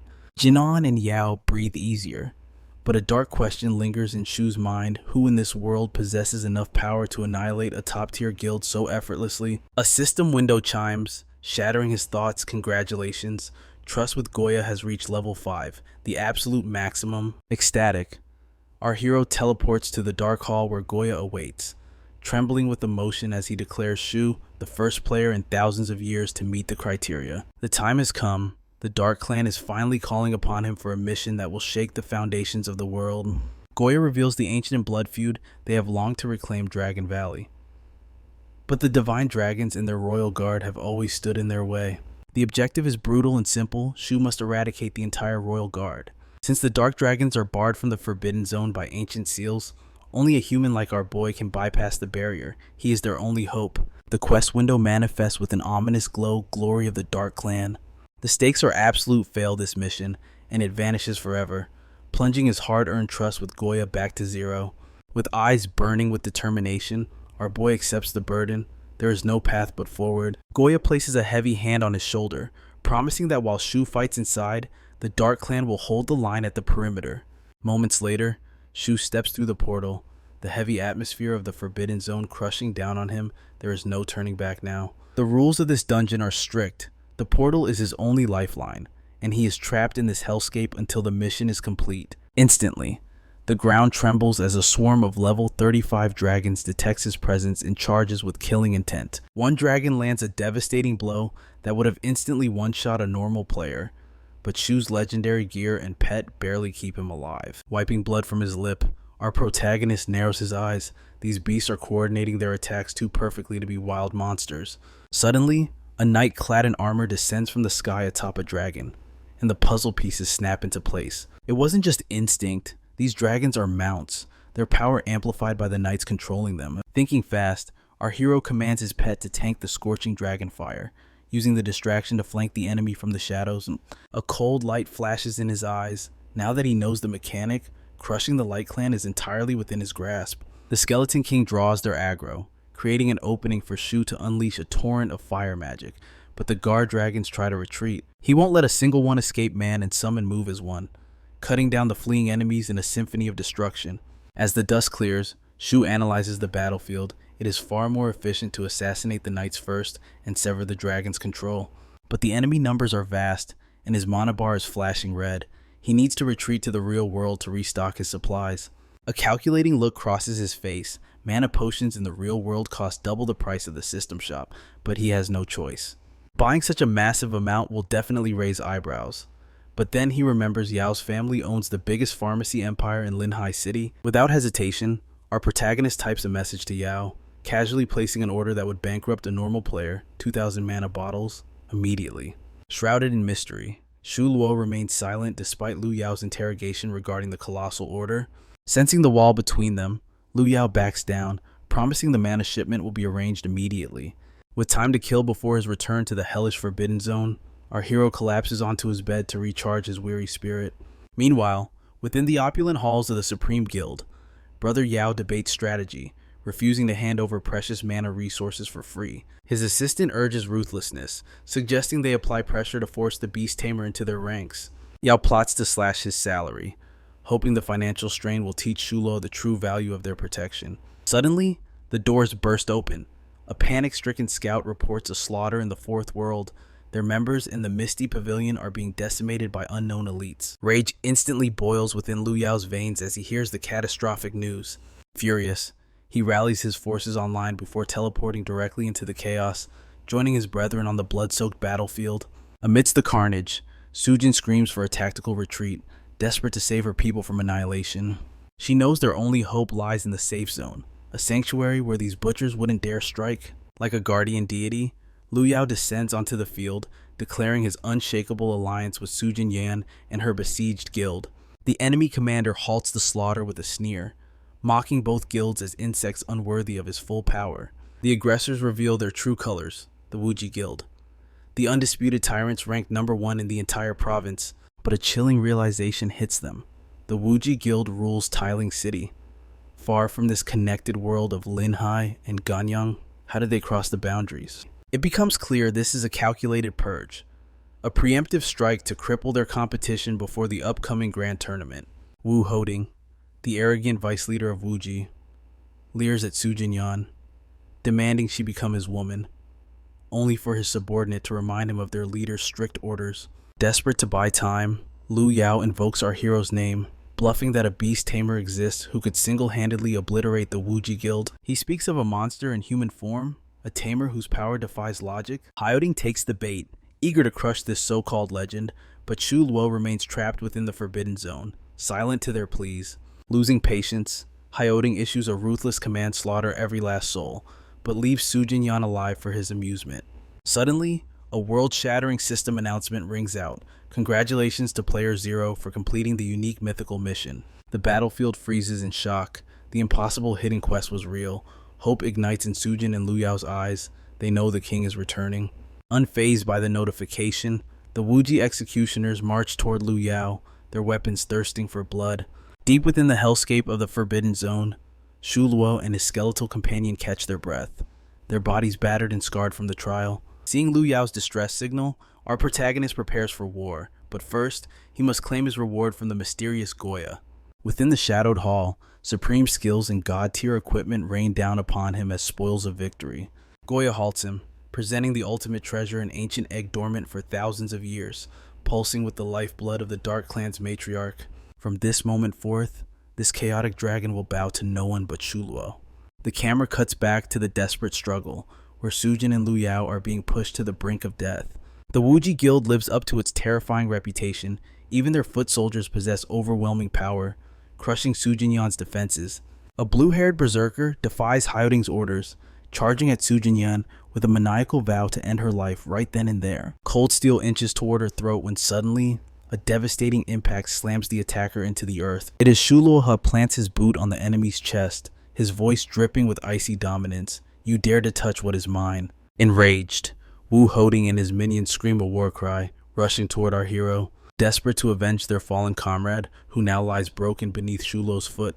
Shulo finally toggles his display settings, and the blood drains from their faces as they read the ID above his head, the legendary 0. With a casual motion, he executes the blue-haired trash and steps forward, an avatar of death asking who wishes to die next. Refusing to believe the hype, Wu orders a suicidal charge. Shuo unleashes a symphony of violence, his power so overwhelming that the terrified Wuji Guild has no option but to scatter like rats. As he flees in disgrace, Hoding vows to uncover the true identity of this monster who humiliated them. With the dust settling, Sujin and Lu Yao breathe a sigh of relief, thanking their savior for his godlike intervention. Suddenly, guild leader Tian emerges from the shadows, joining the bidding war. Now, 3 titans clash to recruit the server's strongest player, but Shuo throws a curveball, demanding a 1 million gold loan from each of them, promising a return on their investment. Sujin smiles, immediately offering 3 million. Realizing his true ambition, Lu Yao warns him, however, that building a guild from scratch is a path of thorns. Yet, our protagonist's resolve is ironclad. In his tragic past life, death claimed him before he could build his legacy, and this time, he will not fail. After finalizing the conversation, Shu turns his back to leave. There are more pressing matters that demand his attention. Retreating into the shadows of the Dark Hall, the main character shifts his focus to the most critical task at hand, evolving the baby dragon. Though the creature is merely in its juvenile phase, its aura is already suffocating. It has reached the elite rank, promising to become a god-tier monster as it matures. The protagonist's blood boils with anticipation. He is eager to test the destructive capabilities of his new companion. Meanwhile, chaos erupts elsewhere. The blue-haired vendetta from the Wuji Guild has returned for blood. He hunts down Sujin, but Hoding throws himself into the fray to secure her escape. The enemy sneers, blocking Hoding's path. This isn't just a grudge, it is an extermination order from the guild leader to slaughter every member based in Linhai City. Furthermore, a cruel truth is revealed. In his desperate attempt to save Sujin earlier, the leader has already made a decision. Hoding has been expelled. According to the blue-haired executioner, this makes him a rogue player, and they have every right to harvest his life. They fight with the fury of desperation, but Sujin and Hoding are overwhelmed, Just as the Reaper comes for them, a shadow descends, Shu arrives, and the dragon is with him. The blue-haired enemy pauses, sensing the power difference. He arrogantly offers the main character a deal to join their guild, and perhaps he will be allowed to keep his life. Shu's response is a single, devastating strike. He obliterates the man instantly, declaring that he stands alone and needs no charity from the weak. Witnessing their vice leader slaughtered in a heartbeat, the remaining Wuji guild members scramble in terror, fleeing for their lives. The dust settles. Shu turns to the tank. Since the Everlasting Guild has cast Hyoding aside, a new door opens. Both Sujin and Hyoding are stunned into silence. Our hero raises the stakes, offering a staggering monthly salary of 50,000 to join his cause. Hyoding does not hesitate. He accepts the contract immediately, then asks for the name of this new power. Shu smirks. Destiny Hall. Currently, it is just a two-man army, but the protagonist assures him that an empire is being built. In the quiet aftermath, Hyoding leans in, whispering a cheeky question, is the lovely Sujin the boss's girlfriend? But Shu has no time for gossip. He ignores the question completely, walking away with Sujin in tow. The guild is officially registered. However, only rookies below level 30 apply. The professional players are still sleeping on Destiny Hall's potential. Suddenly, a piercing scream tears through the air. It is a girl named Tientan running for her life while a gang of thugs chases her, demanding payment. She collapses to the ground, sobbing desperately. She screams that these debts belong to Wu and she is innocent. The thugs don't care about justice. One creeps closer with a disgusting grin. If she lacks the coin, she will pay with her body. Not on his watch, Shu crashes onto the scene like a meteor, kicking the predator away. He coldly states he will cover the debt, no matter the cost. The fool doesn't know who he is dealing with. The thug charges at our boy, only to be blasted into the horizon by a casual flick of Shu's skill. The others freeze. They recognize that terrifying aura. This is the legendary player. Zero panic takes over, and they scatter like rats. With the trash taken out, Shu turns to the trembling girl. Are you unhurt? She tries to stammer an explanation, but our boy has no patience for melodrama. He turns to leave, yet Tientan, terrified of being alone, starts trailing him. With a sigh, the main character agrees to let her tag along. They venture deep into the barren sands. To Tientan, it is an alien wasteland, but to our regressor protagonist, it is familiar territory. Ambush. The Stone Dragon's clan emerges from the earth. Shu engages instantly, weaving a protective net around Tientan while he fights. Observing that these beasts rely on crowd control tactics, Shu summons his pet dragon, unleashing its dual mastery of control and healing. Amidst the chaos, he questions Tientan about her class. The answer changes everything. She is a Holy Light Priest, a rare elite class. Her value is immeasurable. The skills of a Holy Light Priest can cleanse any control effect instantly. With a support unit like that watching his back, the protagonist would become a literal, unkillable god. Recognizing a diamond in the rough, Shu invites Tientan to Destiny Hall. She accepts without hesitation, though she humbly claims she is weak compared to them. Shu cuts through her doubt. He assures her that her potential is limitless in his eyes. She is destined to be their strongest healer. He wastes no time. Coordinates are sent to Hyoding with a command to regroup immediately. 10 minutes later, the tank arrives, panting and worried for his leader. But our boy simply gestures to the girl. Meet our newest member. Hyoding asks for her specs. When he hears Holy Light Priest, his jaw hits the floor. He whispers frantically to the protagonist. Major guilds pay 3 million a year for this class. They have struck gold. Shu dismisses the excitement. There is no time to celebrate. They must concentrate on the objective. He drops a bombshell. Their priority is to clear the fourth world, and they must do it before the global tournament starts in just 3 days. Silence falls. Hyoding and Tientan look at him like he has lost his mind. Hyoding begins to panic.